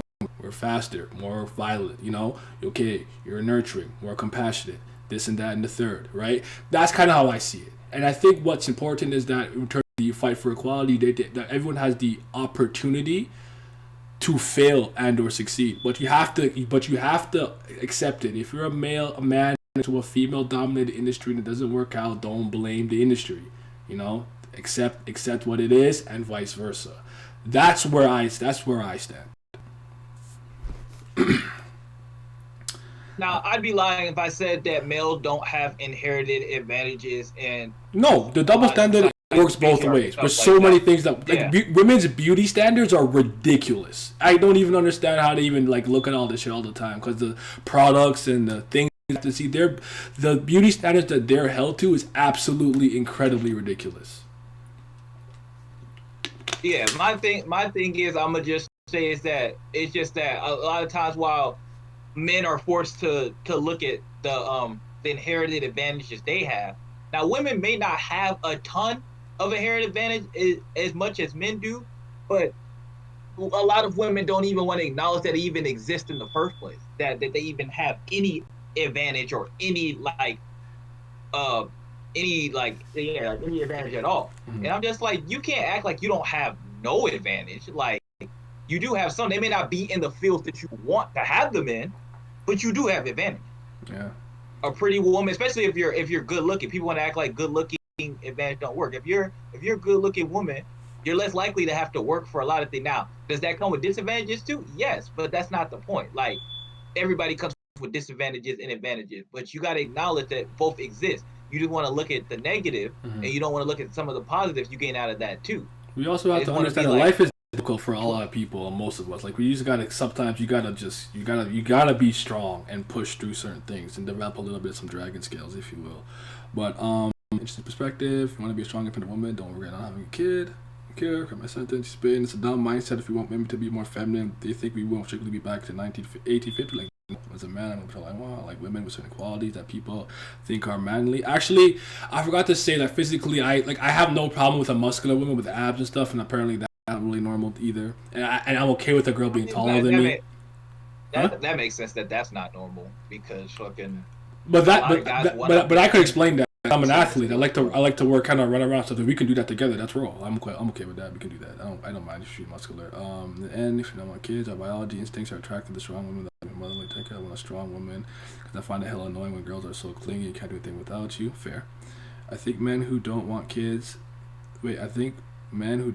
enjoy that nurturing sense women can offer. Basically, a child. The beauty standards really be having you on edge. Sometimes it's no joke. It's beautiful. Women sometimes spend hours on their fucking. Yeah, like, you know, you go to a haircut. My mom go get her hair done, and she's gone the whole day, dog. The whole day she's gone. It's crazy. Women scream equality when they're getting in the club ahead of ugly girls and not complaining. Kevin Samuels. Yeah, it's weird. It sounds as how my mom ran her business and she ran her own shit, so I've always admired her. Okay, girl boss is. In the end, we men should not reinforce bad female action. That's the problem that we have. We're constantly not making them, not making them pay, but it's like you can't not punish, I guess, or not reward bad behavior. It's really important we do that. But okay, did I talk about everything I need to talk about in relation to myself and everything? But yeah, I felt a lot of pitfalls, and it's ruined my ability to pair bond. So what the suggestion that she had given me is to keep if I'm gonna keep being a little bit promiscuous, and you know what I'm saying, sundress season, what I'm talking about. Sundress is alright, okay? Leave me alone. I keep the roster quote unquote very small, so 2-3, and if you can, basically kind of be with them longer term, to like 4 months at a time, because there's certain things that I can do there that would actually help me foster better responsibilities, better skills, and better things that I can do to actually maintain a long-term relationship. So okay, so before that first video real quick, have you guys heard about the husband story joke at all that I'm about to read? She read me this today. I never heard of it. It was pretty fun. I thought it was pretty funny. The husband story. It doesn't ring any bells to me. No? Okay, good. Who's going to sleep? All right, good night. Okay, I'm gonna find This is funny. And then what we're going to watch first after this is a video by this girl her name is Shan Booty. And it's about the triangle love theory, which I'll explain in a second. But I'm gonna read the husband store thing for you, which is pretty fun. Yeah, okay. But I figured you would know, Bara. You are highly intelligent and very well read and whatnot. Okay, so the husband store. A store that sells new husbands has opened up in whatever city where a woman may go to choose a husband. Among the instructions at the entrance is a description of how the store operates. You may visit this store only once. There are 6 floors, and the value of the products increase as the shopper ascends the flights. The shopper may choose any item from a particular floor or may choose to go up the next floor but cannot go back down except to exit the building. Okay? So a woman goes into the husband store to find a husband. On the first floor, the sign reads this: "These men have jobs." She's intrigued, but continues to the second floor where the sign reads, "These men have jobs and love kids." That's nice, she thinks, but I want more.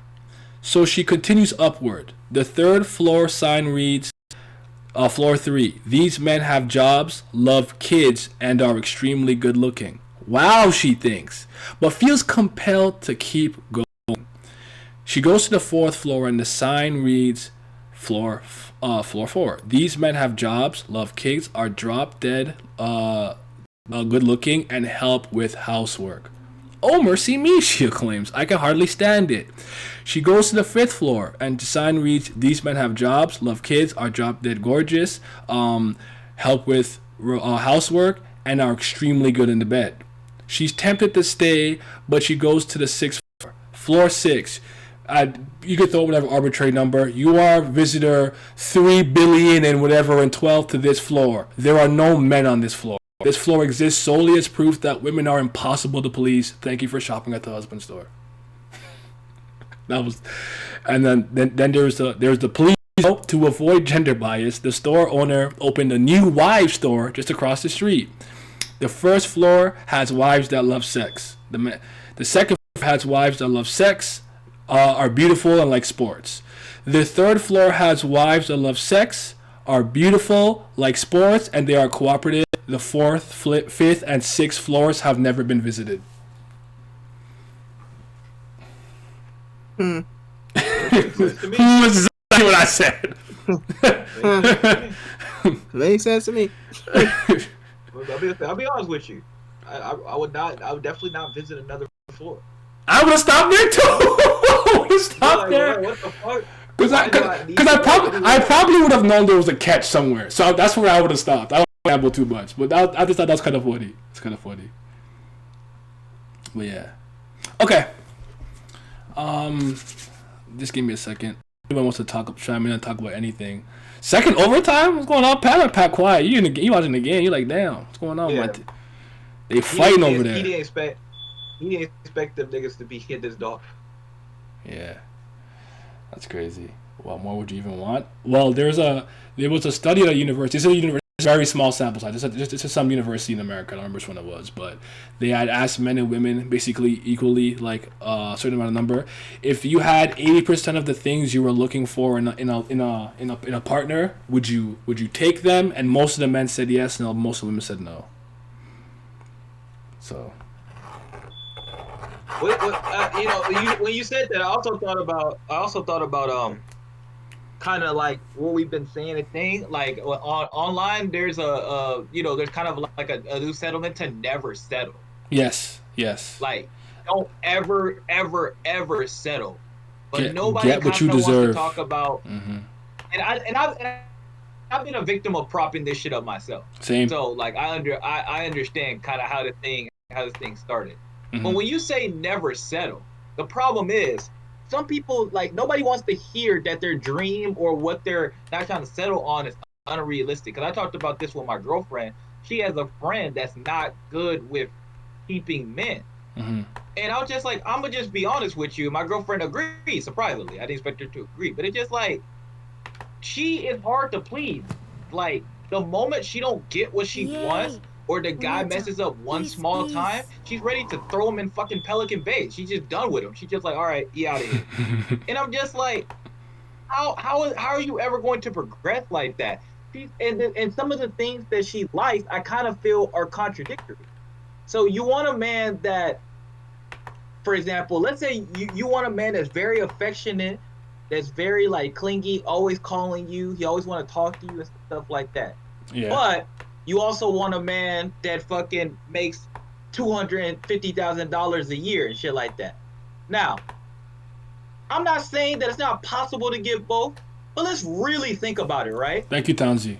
By the way, if you're getting a man who makes that, if you're making a man who makes that much money, do you think he's going to be around a lot? Do you think he's going to be able to call you all the time, go on dates, do that and the other? A lot of time with men like that, what do? They pay for a lot of stuff. They give you a lot of gifts. If you like gifts, they'll probably be good for that. Mm-hmm. But if you like quality time, affection, shit like that, you're probably not gonna get that. Why? Because he's working. When he comes home, he's tired. You want physical intimacy, he can't do it. He's tired. He probably just worked a 10, 12-hour day.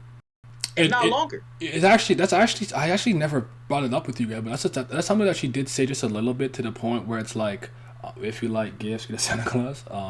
By the way, Townsy, thank you. I know you're still in the chat. It's like, if I'm the CEO of a company and I own it, it's mine. I'm technically never not working. Even if I'm home, I have to make sure the numbers are good, but where my stocks are at, like it's almost constant. They don't even think about, like, sometimes the job that you work, it might need you to constantly be paying attention and get phone calls while you're at home, especially if you're the boss. So there's a lot of truth to that. So I don't know if I agree with that. I feel like people who want to make effort will make an effort, but I'm a college student, not some rich businessman. That's fair. See, but you can make an effort, but my thing is, though, are you still going to get 100% you want? You can make that effort, but that doesn't mean that's going to happen all the time. Mm-hmm. 2, it's still difficult. Like I said, if you marry a cop or a military person, for example, right? Mm-hmm. You have to know they're not going to be there, more likely. And there's a good chance they might end up dead. Oh, yeah. That is something you signed up that's to agree That's to. a risk that you calculate. Yes. It's a calculated risk, but the problem is a lot of people get there and they think they're ready for that, and then they're not. My thing is, I'm not saying that you can't get both. And like I said, I'm not saying don't settle. Like I said, I'm still not saying that, like, you can't get what you want. But I'm saying that you have to be honest with yourself. You have to speak a level of realism and honesty to yourself that, like, okay, this is possible disappointments. This is possible things that I may not be getting. You have to look at yourself and you have to go, is this something I'm willing to put up with? Is this something I'm willing to deal with or do? Am I willing to fucking do stuff like that? A lot of people can't do that. Yeah, Vince, on that topic, just to piggyback off that real quick, right? When you're talking about, basically what's important about that, and I'm gonna talk about we'll watch the video in a second, and I'll pause it, and this so we can kind of chime in and speak on it. What's interesting about that is, like, how do I explain this without sounding too rude? You know what? We'll come back to it. But do you guys want me to read the triangle theory of love first, or do you want to just learn it through the video? I don't matter. It don't matter to me, to be honest. Either way.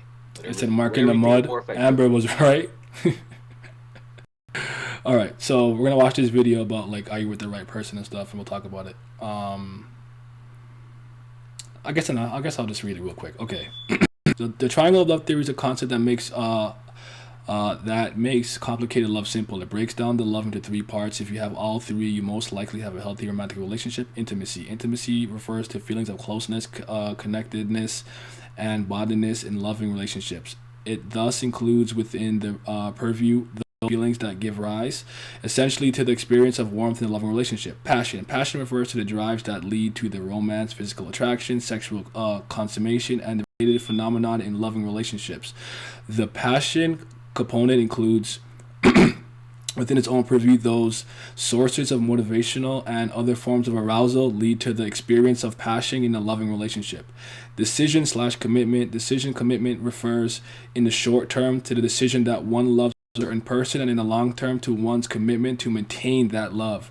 These two aspects of the decision commitment component do not necessarily go together, in that one can decide to love someone without being committed to the love in the long term, or one can be committed to a relationship without acknowledging that one loved the other person in the relationship. Okay? She'll make it make sense here. But y'all ready? Ready to go? Okay. Let me know how it sounds for. Make sure you guys can hear it. If you can't hear it, tell me immediately. Lately, it feels like we're fighting more than we get along. Now, don't get me wrong. I love my partner, but I don't know if I like them. At this point, I don't know if I should propose to my partner or break up with them altogether. Oh, hi there, lovers and friends. In today's video, I want to introduce you to a psychological theory that can help to clarify a lot of the questions I said at the top, and also a ton of questions that I see in my DMs all of the time. Everything. You want to know why? Everything sounds good, right? You can hear it clearly and everything? Yeah. Okay. Yeah. How by the way, how far behind are you guys from me? Just in terms of lag. For the video, would you say? Like, when did it pause? You just said how far behind. Okay. It is that your intimate connections don't really feel quite It's like 2 complete. seconds, basically. And this theory will hopefully bring a lot of clarity to you. So, without further ado, it is called this video. Oh, I forgot that you did this. It was a trick. You know, fuck about Squarespace. Now, Squarespace is actually pretty cool, so I've used it before. Domain. Okay, without further ado, for real this time, we're going to talk about the triangle theory of love in this video. Now, you might have actually heard of this before. It's because it's a really popular psychological theory when it comes to intimacy, and for good reason.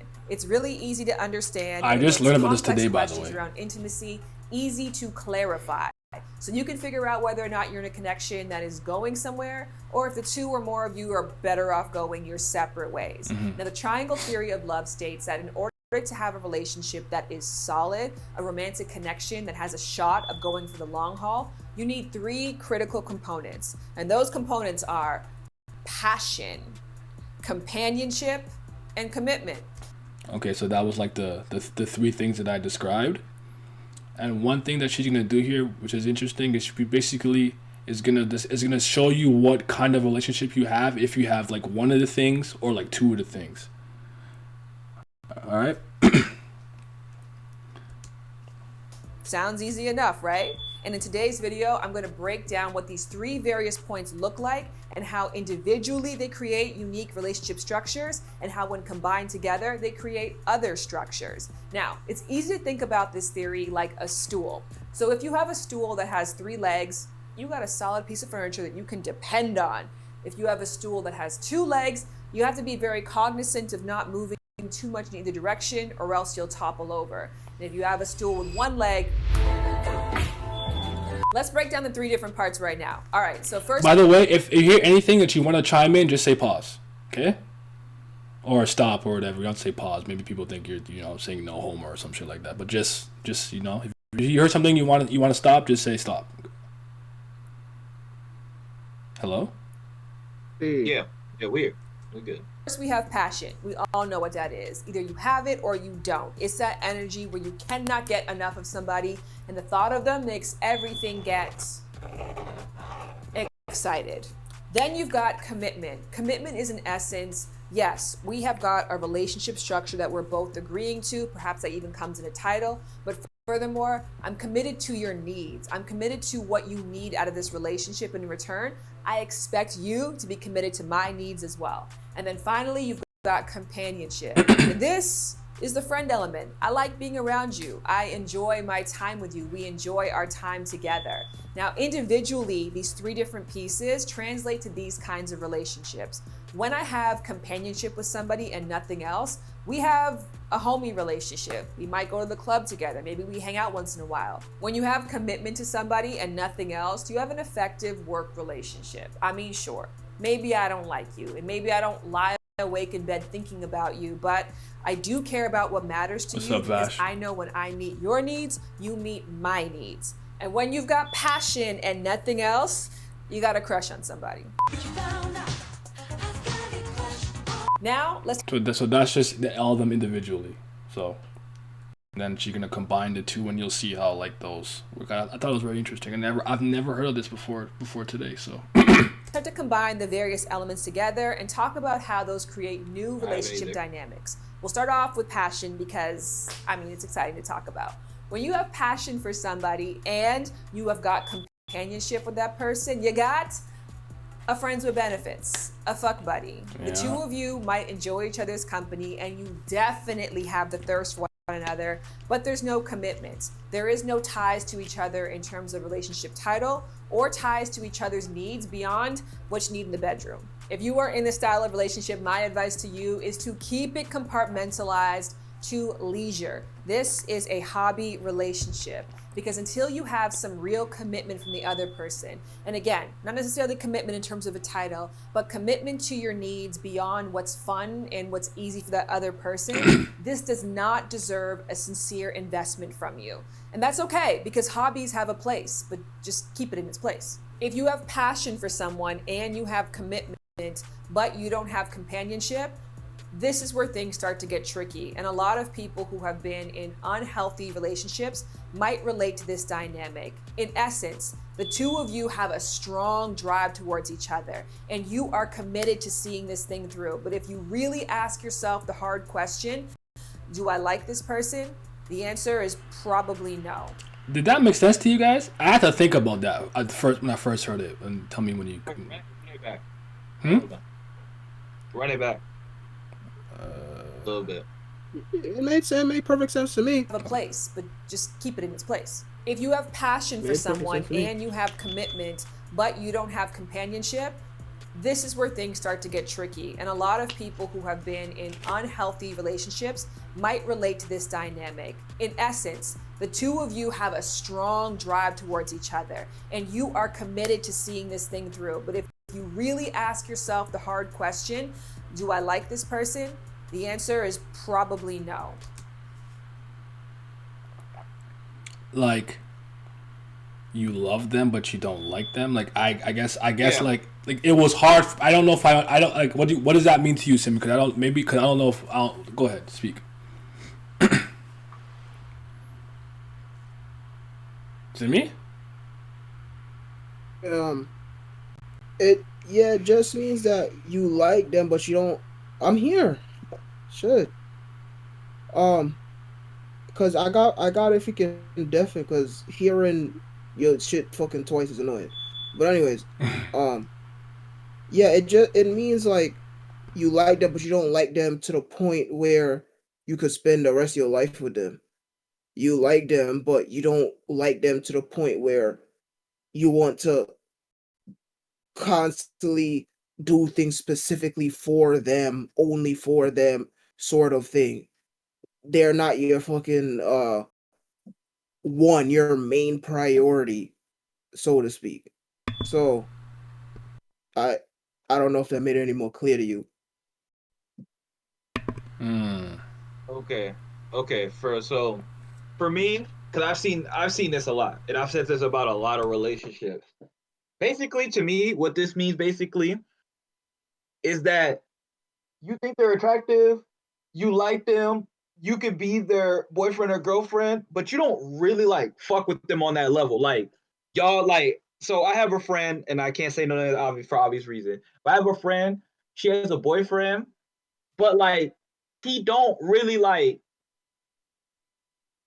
intrigue her like mentally. Like she likes like deep conversation. She likes having like the back and forth and having like maybe like philosophical discussions, but he kind of like a robot. Like what he like feel is like very simple, very basic, and ain't like nothing beyond that. Like you ask him like how the weather is, he's like, it's cold. And that's as far as this shit goes for him. And like he'll take care of her, he'll buy her stuff and stuff like that. But it's just like, is this somebody you could see like being with for the rest of your life, knowing they kind of like a one-trick pony, kind of in a way? Like they're only good at like taking care of you as far as like paying for stuff you need. They don't get like that full, like they don't get all of you. They don't get like the best version of you out of the relationship. Yeah, so like Yeti heard up like pretty much none of that because he was going, by the way. Oh Jesus Christ. My bad. Yeah, but trying to figure what the fuck that beeping is, but I don't know what the fuck is beeping like that. I don't have nothing in my house. It's a detector, meaning that one of the batteries in it is dying. A smoke detector? Maybe a smoke alarm or something. Yeah, maybe a smoke detector probably. Any of them, smoke detector. What's the other one? I wonder if this shit behind me. Hold on. This shit. Oh, I can explain it again when he come back. But go ahead, Simi. You would be getting this conversation. Because like it's very simple. It's like, okay, you get along with this person, right? You like them. You could have a conversation with them. You have fun with them. But do you want to spend the rest of your life with them? The answer is no. So I think it's a very simple concept. You like them, but you don't. I'll tell you why it's not simple. Because some people don't know until they meet a person that they do fuck with like that. They don't understand the concept that, like, I was really missing out, or I wasn't fully, like, for example, I say a lot of girls have this problem, right? A lot of girls have a problem where they'll date a guy, they like a guy, but they won't be their true self around the guy. You ever seen a girl that's like with her boyfriend or something, but she's like super quiet, she don't talk, she don't do nothing, she just kind of like there with her fucking arms folded, her purse in her lap, and you like, what the fuck wrong with her? Why she don't say nothing? She don't got nothing to say. Like, she don't do anything. Like, she just seemed kind of like unhappy. Like, and a lot of people, until they meet a person that like makes them feel like, oh, this person accepts me for like all of me, they don't know that until it happens. Like, you need to have that person where you're just like, oh, this is my friend, but this is also my lover. Because a lot of people think that like, oh, this is my friend, this is my friend, and that's all there is to it. But it's to be in a good, healthy relationship, you need both. You need somebody who you actually like being around. This is why when we had that conversation about like, could you date somebody that's not into your hobbies? I need them to be able to be into something. The answer is no. They need to be into something. At least one. That's why I said at least one, because it goes back into this. Because as I said, you could like somebody, but not to that level. So you could like being around them. You have a good time around them. But do you want to spend the rest of your life with them? Well, that means that do you more than often think I want to be around this person? If the answer is no, if you just, oh, well, we be around each other sometimes or whatever the fuck, if you don't always want to be around that person, if you can't be with that person for an extended amount of time and don't get irritated, don't feel no type of way, no nothing like that, that's what she's talking about. You could like somebody but not want to spend the rest of their life with them. And that's what, that's one of the reasons why I say you got to have at least one of my hobbies, because there's no way that freaking I'm going to be spending the rest of my life with you. We don't got nothing, no type of nothing in common. I can't share nothing with you type B. It's yeah, but that's sort of diving into another subsection. That's why I feel like it shouldn't be as complicated as people make it. You should know, okay, do I want to be around this person? So like, for example, right, you go to like, let's say you on a date type shit, right? And the date done.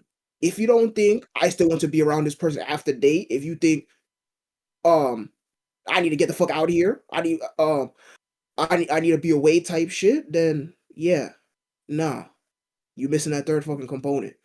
Yeah, a lot of people, because we kind of had this conversation. Men put a lot of emphasis on looks, and women put a lot of emphasis on financial security. And they think that like, oh, he has financial security, that's all. But at the end of the day, you still have to like the person. Exactly. You still want to last a long time with them. You can't be 101% around them. You can't talk about whatever, and they give you back equally, if not more energy. You have to be reserved. You can't share nothing with them. All that other type of shit. Yeah, that's exactly what goes into this 2 out of 3 dynamic that she's talking about. Ooh, I'm back. What we talking about? Wow. A lot. We're talking about the fucking. My heart was in my ass. 3 triangle love something. What you movie? Triangle love theory. Yeah. All right, let's keep going. I was listening on the stream. Let's keep going. Years ago, I met this woman, and this was when I was still in my long distance relationship.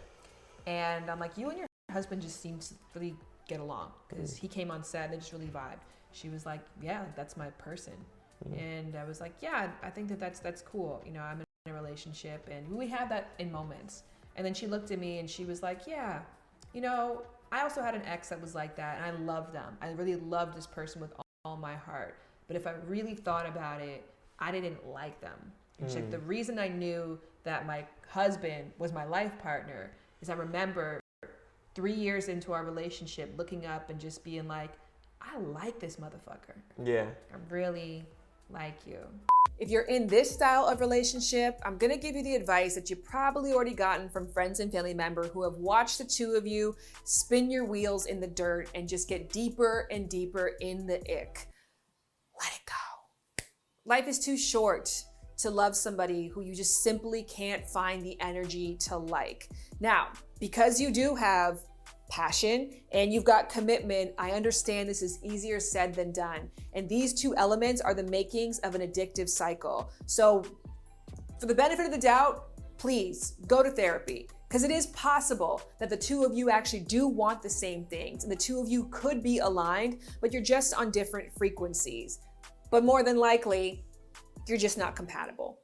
And that's okay. It's okay. Lastly, you have companionship and you got commitment. But if you're completely honest, you ain't got the passion. You don't. You don't. I see this all the time in my DMs. People who are so frustrated because they found someone that they get along with, that their family members like, someone who supports their dreams, and furthermore, someone who's gonna be there for them thick and thin in the ways that they know that they need, and yet it's just not clicking. That's what's happening here. And I know that it can be really hard because a part of you might feel like, am I broken on the inside? I found this person who is good to me and somebody who wants to be with me, and yet I can't return the feelings. Does that mean that I am destined to be with somebody who doesn't treat me well? And while that could possibly be a scenario, more than likely what's happening is that you met someone great, and that's awesome. And the two of you get along, and they have shown you the makings of what a long-term partner could be, but without that missing piece, it's just not your person. Might be your 2 or your 3, but it's not your number 1. And don't get me wrong, there are a lot of really great relationships that are fueled by companionship and commitment and nothing else. And if you don't believe me, talk to some grandparents or some great-grandparents. Back in the day, before love was a function of desire, it was a function of objectivity. What made the most sense, and can we live with each other? And for a lot of people, the answer is yes, and that amounts to a pretty decent life. But you have to ask yourself, do I want a love life worth living for? Or am I in this thing for a love that I can live with? If you're in this style of relationship, my advice to you is to start dismantling the commitment element and really focus on the companionship. And what do true friends do? True companions don't keep people in situations that ultimately aren't best for them. And if you want to be a good friend to that person, even though you know it's going to hurt them, it's better to let them go. Because here's the thing, if somebody is on a 3-legged stool and someone's on a 2-legged stool, for sure, you definitely have a more stable structure, but the ultimate goal is for both of you to be on that 3-legged stool. Honestly, I can do a full other video about what happens when one person has got the complete triangle for somebody and the other person just has a dot for them. But I feel like at this point, I've given you enough information and I want you to sit with this. Furthermore, I want you to talk. After that, she goes into commercial mode or whatever the case is. But it's interesting. I had never heard about it before. So this is very interesting stuff to me. You guys anything else you wanted to chime in on? It was a good video. I mean, once again, this is shit that I don't remotely think is freaking rocket science. Yeah, of course. I think it's pretty fucking common, but it actually was a very good video, and I think she did a good job of breaking it down, not only in element, atom by atom sort of way, but in a language that you niggas could understand. That being said, it's past my bedtime. I'll see y'all niggas later. All right, good night. Good night, brother. Good night, brother. Yeah, video very interesting. Yeah, this is the type of content I'll be watching now, because what I like too is like she has a couple podcasts. She had this one video where she actually breaks down what Candace Owens was saying. I thought she had really good rebuttals, but that's for another day. I'm not doing that today. I'm tired. But okay. What's the next thing on this list here? Okay, so a quick question for y'all. Okay. You dating a girl with an OnlyFans? No, absolutely not. What's the reason? And be honest. The reason is, if I'm intimate with a partner, right, I'm not comfortable with strangers all over the world I fucking her and looking at her while she's naked. Like, I can't get with that. Like, why would you let other people look at your wife like that? That's feels like a cuckold relationship, to be honest with you. And I'm not into that, man. Neither am I. Now, this doesn't mean that women that have OnlyFans don't deserve to be in relationships. Because, like I said, everybody deserves love. But they ain't getting it from me. You said look elsewhere. Vince? Vince. All right, cool. My reason is actually the very obvious one.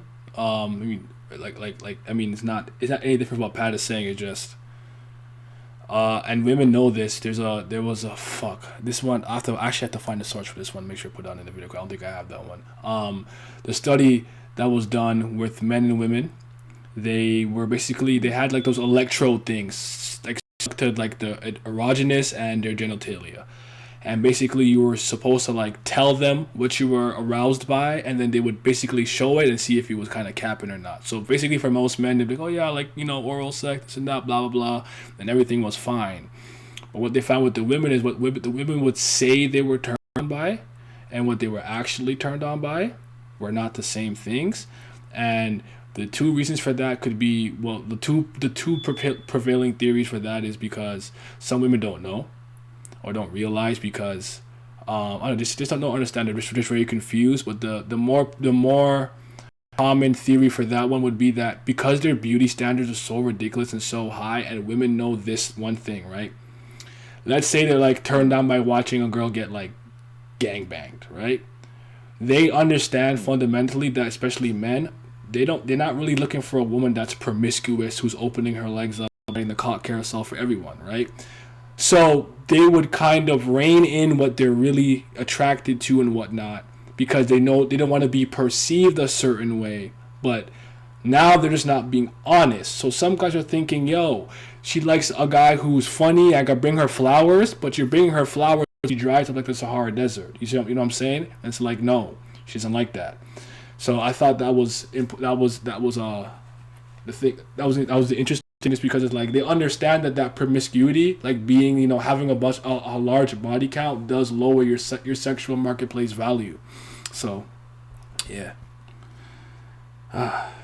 Interesting stuff, man. It's very interesting stuff. That's very interesting. Yeah. I mean, it's kind of flipped on its head now, like with social media, because there's women out the wazoo all over the place openly stating what they're sexually turned on by, which is different because, growing up, that was kind of like a secret to men. Like, we didn't really know what exactly made women tick sexually, at least. Yeah. And then now they're just straight up open with it. Do you have any... To be honest, it's not a bad thing. Yeah. Yeah, it's one of those things that's easy. Like, I don't look down on you for having an OnlyFans at all, for any reason. I don't care who you are. But it's just very simple. Am I going to date a woman seriously who has one? No. As a matter of fact, I might not even want to be with you in the short term because of it. That's just me, though. You might find someone who wants to, and then you be with that person. For me, it's gonna be a no. The same way I don't date single mothers seriously. I'm not raising your kid. It just makes the idea makes me sick to my stomach. Do you have any strong opinions on makeup at all, or no? I mean, makeup is fine. I just don't like the super excessive, like multiple colored shit, and like when their eyelashes are like twice the size of their eyes, that's kind of like, what are you doing? You look like a clown. But like, you know, normal makeup, like they put a little blush on, some lipstick, you know, contour around their face a little bit. It looks nice. Almighty Fish Mix asks, if a sexy chick with the OnlyFans want to make a video with her, are y'all doing it? No.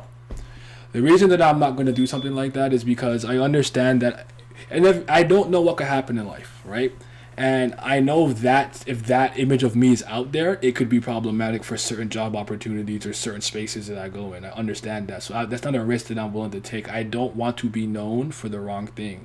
Your digital footprint is very important. Make sure you're not doing a bunch of bullshit all the time on the internet. Be careful. We're gonna watch this last one. We're gonna leave it here just because I'm about to go to bed at kind of decent time tonight and everything. Digital footprint thing is real though. But you know, we'll finish the topics that I have here. There was one more video I wanted to watch, but we'll leave it here, right? So this is women explaining them to themselves, like explaining to other women or explaining in general why they're kind of unhappy right now. This channel it was the one that I was talking about earlier that me and Simi and stuff were watching, Vince were watching like the other day, and it was kind of funny just because this guy's kind of corny, but he basically takes certain highlights from other people's video and kind of plays them in succession to kind of prove a point, to kind of get you to see something. So you're going to hear women themselves explain why a lot of women are unhappy in this video. So let me just set it up. Give me a second. I won't be able to get a job offer due to that video, and me and the girl are going to have to tough it out and make more videos. This is why I don't reveal myself in social media. That's one way to look at it. Yeah, he's like, all right, we already made this executive decision. We're here for the long haul. I'm not even mad at it. I can't be mad at it. But fix up. Oh man, that's good. Sorry, I know there's certain guidelines and stuff, you know, if it's not, you know, I need to make it as much as fair use as possible. So I got to pause it. I got to talk about it, put myself in the corner. The fucking beeping is driving me crazy. Jesus Christ.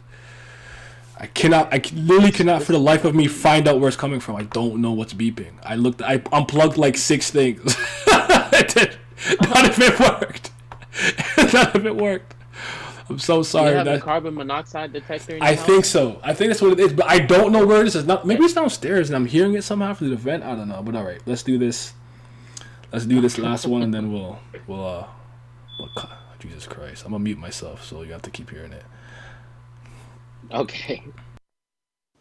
And I am now 56, and honestly, you know, I have serious regret that I was led to believe that having children was a bad thing. I mean, I never had support in my life growing up in the city of Chicago, you know, for believing that getting married and having a family was a good thing. Well, I think in terms of relationships, there are a lot of millennial women who I feel like are kind of lost, and they can't. A lot of. Pat, if anything you find if you hear anything interesting and you want to come in, just tell me to stop and I'll pause it. By the way. Okay. Women, I feel like they can't, for some reason, find a relationship or stay in a relationship or find a good man and that kind of thing. Are they unhappy? I think a lot of them are unhappy. And do you know why? I don't know why. Any idea at all? No, I don't know what went wrong.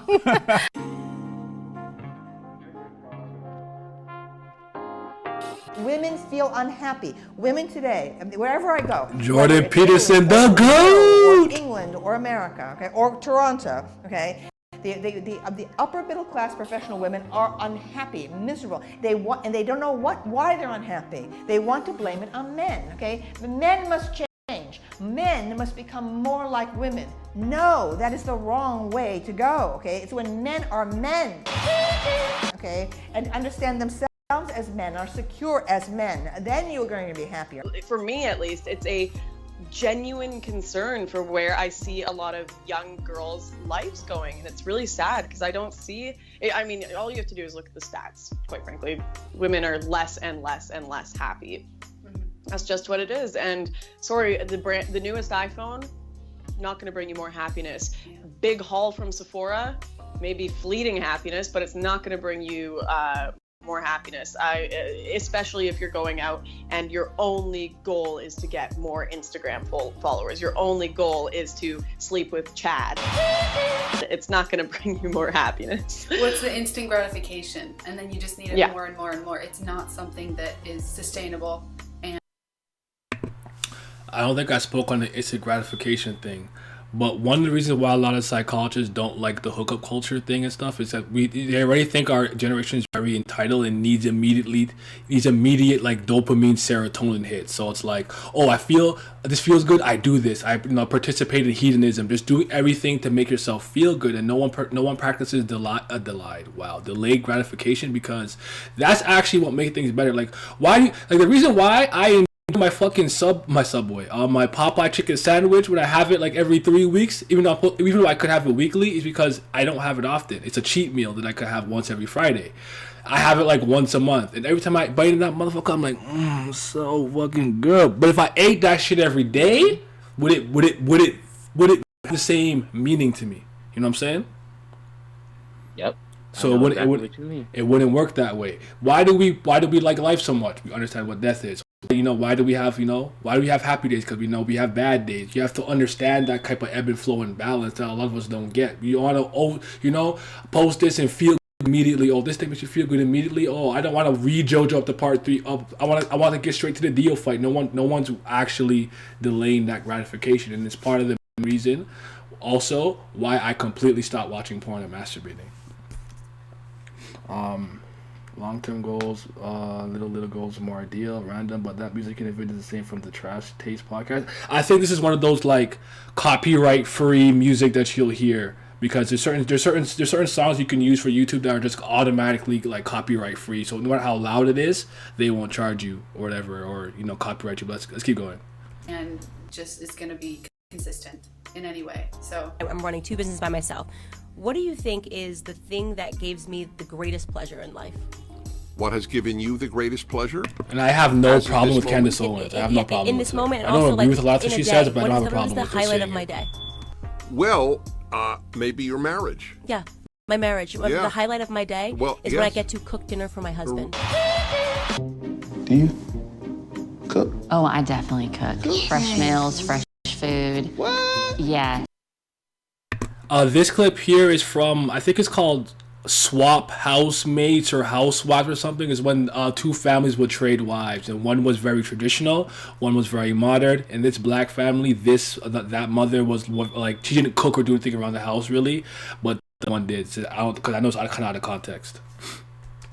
And the messages and the marketing and the ads and the shows that Wife Swap. It used to come on TV all the time. I don't know if they still do it though. I've never heard of the show until maybe like 2 weeks ago. Good shit, Phoenix. They didn't show it in Canada? Phoenix. No, I don't watch TV like that. I haven't watched TV in years. I stopped watching TV from like 2011 when the internet was the internet. I don't watch TV. The only thing I watch on TV is sport. That's it. All right. Let's go. Yeah, highlights cooking for her husband. Yeah, that's what she said. Also, I think she said at one point, seeing her, like feeding her baby and her child, like looking into her child's eyes gives her like life. Started to come out was more and more, get away from being a slave and, to that hot stove, liberate yourself, don't spend time all day in a kitchen or house cleaning. Why would you want to be a housewife? And they started to do that partly to market their, pre-made TV dinners that were coming out and packaged frozen foods you could just stick in an oven, and nowadays stick in a microwave. And putting food on the table, sitting down, talking to my husband, feeding our friends. Those are the things that give me the greatest. I have had lunch with the President of the United States, and I am telling you, the thing that gives me the greatest pleasure is feeding my husband. Right. Making him a sandwich. Okay? Yes. What was this all about? What was this whole sport of we need to compete like men, be like men, act like men, dress like men, talk like men, get naked, have sex with men, give them everything they want? For whose happiness? Right. Whose happiness? women today are taking more and more antidepressant type medications than ever before. So feminism isn't helping anything. Why was she so emphatic about making somebody a sandwich?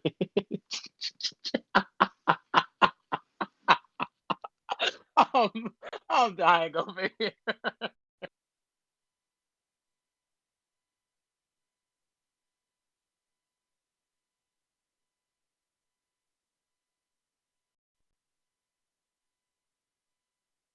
Yeah, but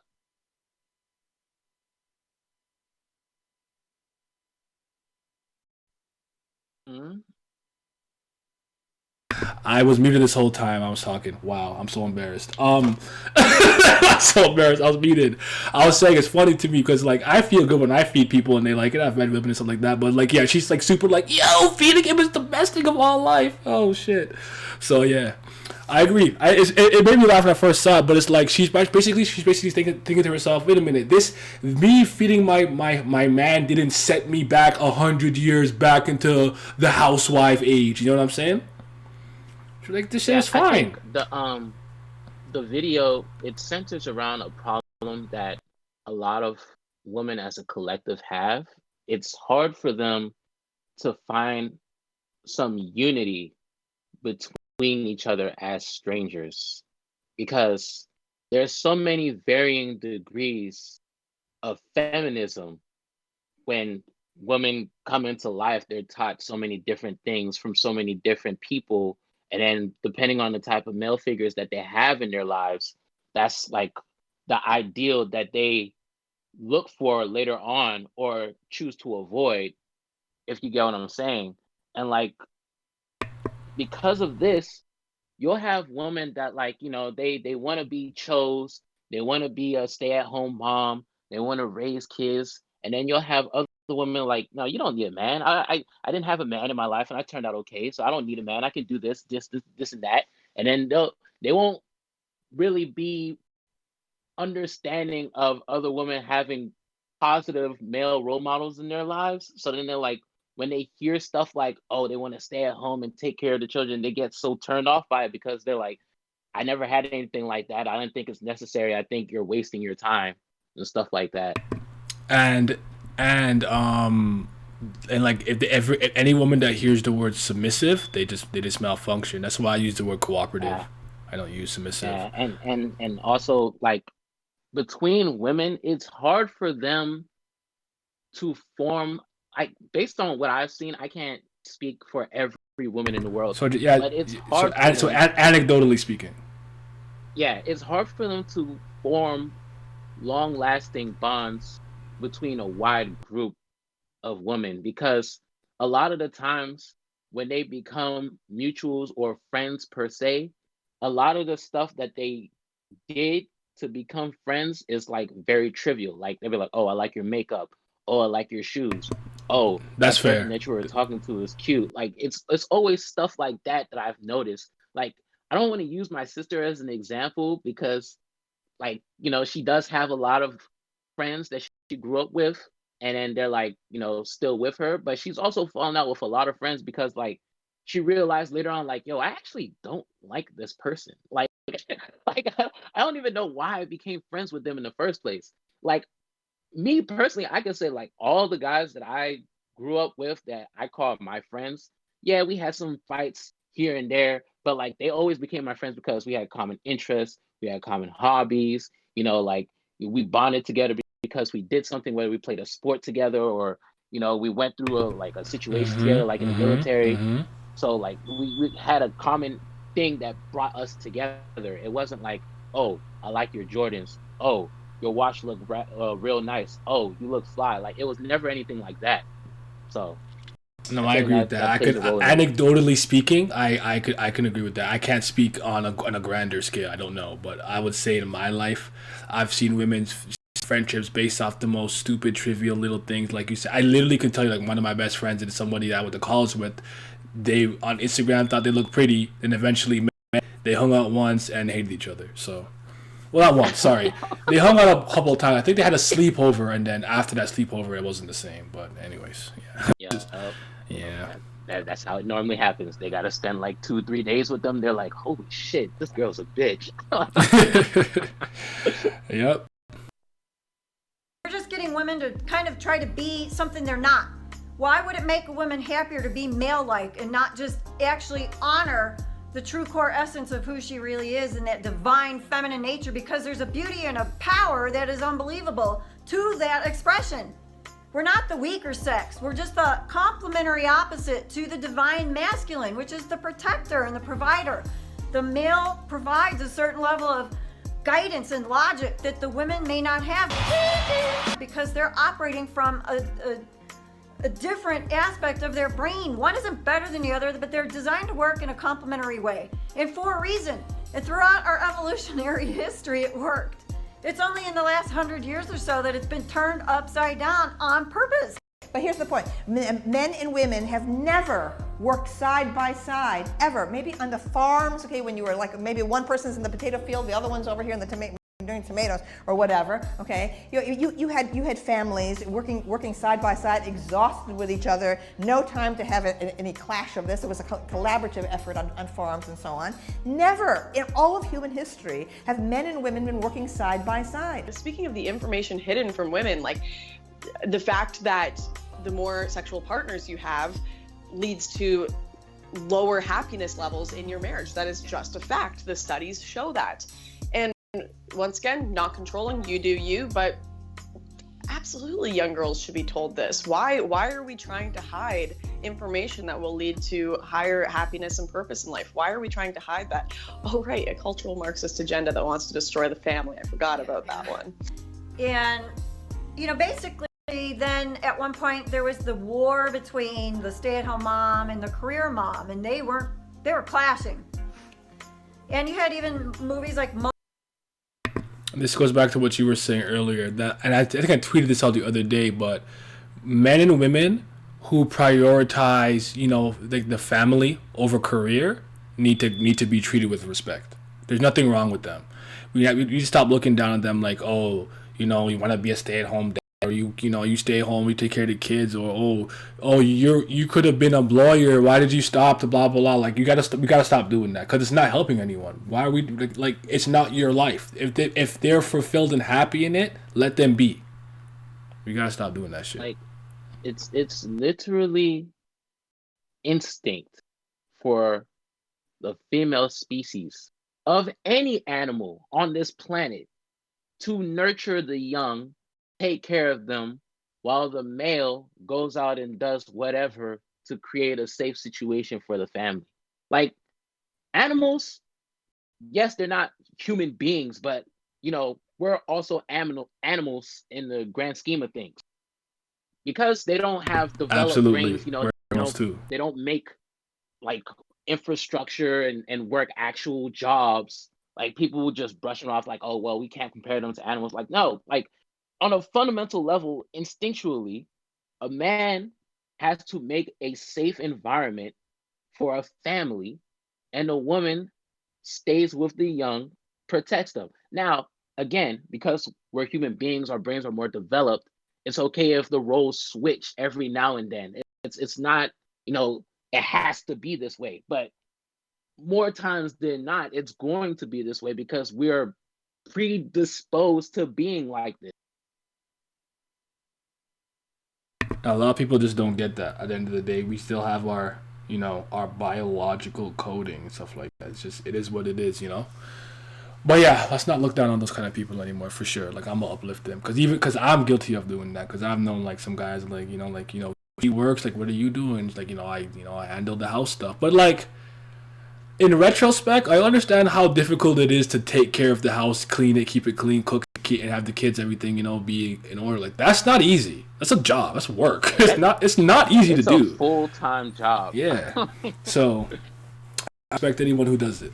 All right, we're almost done this video.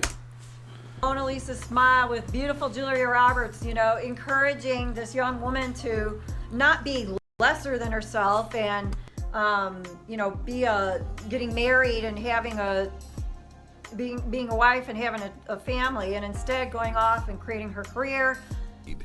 It's so true, and it's sad because the symbiotic nature of me just getting married, for people to know, and now that I'm married, I'm just like, guys, oh my gosh, it was all a lie. When I say it was all That's a right. lie, Well, it that's means what I I was said. It raised was all a lie. to believe. If you the classes I took, I mean, you're raised to believe you do not need a man, and not only do you not need a man, it is a token of how strong and how good you are if you do it without it's a man. an achievement. That's right. All a lie. And you can have a child, and the child doesn't need a father. No, it doesn't, because you can do it by yourself. And women are now the pressure about Silicon Valley. They're also sexist. Oh, they don't allow women in and so on. The men are being men in Silicon Valley, all right, and so on. And the Especially women, the engineers. And the women are demanding that this is terrible, you're being sexist. Maybe the sexes, okay, have their own particular form of rhetoric, their own particular form of, of identity, okay. Maybe, okay, we need to re-examine, okay, this business about, maybe we have to perhaps accept some degree of tension and conflict between the sexes, okay, in a work environment. I don't mean harassment. I'm talking about women feeling disrespected, how somehow their opinions when they express them, okay, are not taken seriously, or even Hillary Clinton is complaining. Oh, when a woman writes something online, she's attacked immediately, and so on. Well, everyone's attacked online. What are you talking about? The world is tough. The world is competitive. Okay, identity is honed, okay, by conflict. And then all these people in the younger generation. Identity is honed by conflict is something that I like when you said that. I agree. Okay, my bad. I'm back. Long ass phone call. Oh shit! All right, I was having a phone call about this exact thing. Oh wow! Because I brought it up. All right, I mean, we'll finish the video and I'll kind of chime you in, I guess. But but it's women explaining why women are so unhappy. It's the same guy that double cheese McBurger. It's his video, but this is one of the videos where he doesn't talk. He just lets the highlights play. Generation are just basically taught. That big a difference. Sexual liberation is the way to go, and that's empowering, and it's not. It's a way to spread disease. It's a way to degrade yourself and end up having a whole lot of regret, some that you can't undo later on. I didn't meet Don until my mid-40s, and we did not have a child, and I'm very sad about that. I'm very sad about that.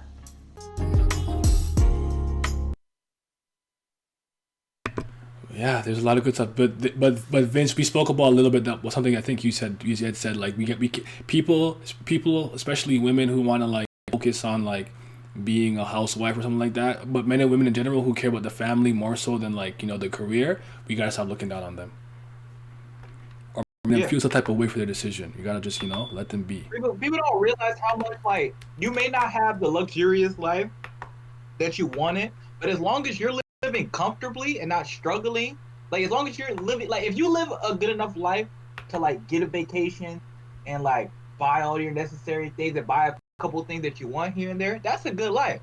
And you also get to like love your partner, spend time with them, spend time with your children, stuff like that. Don't look at that as that's some type of L in your life. That is a good life.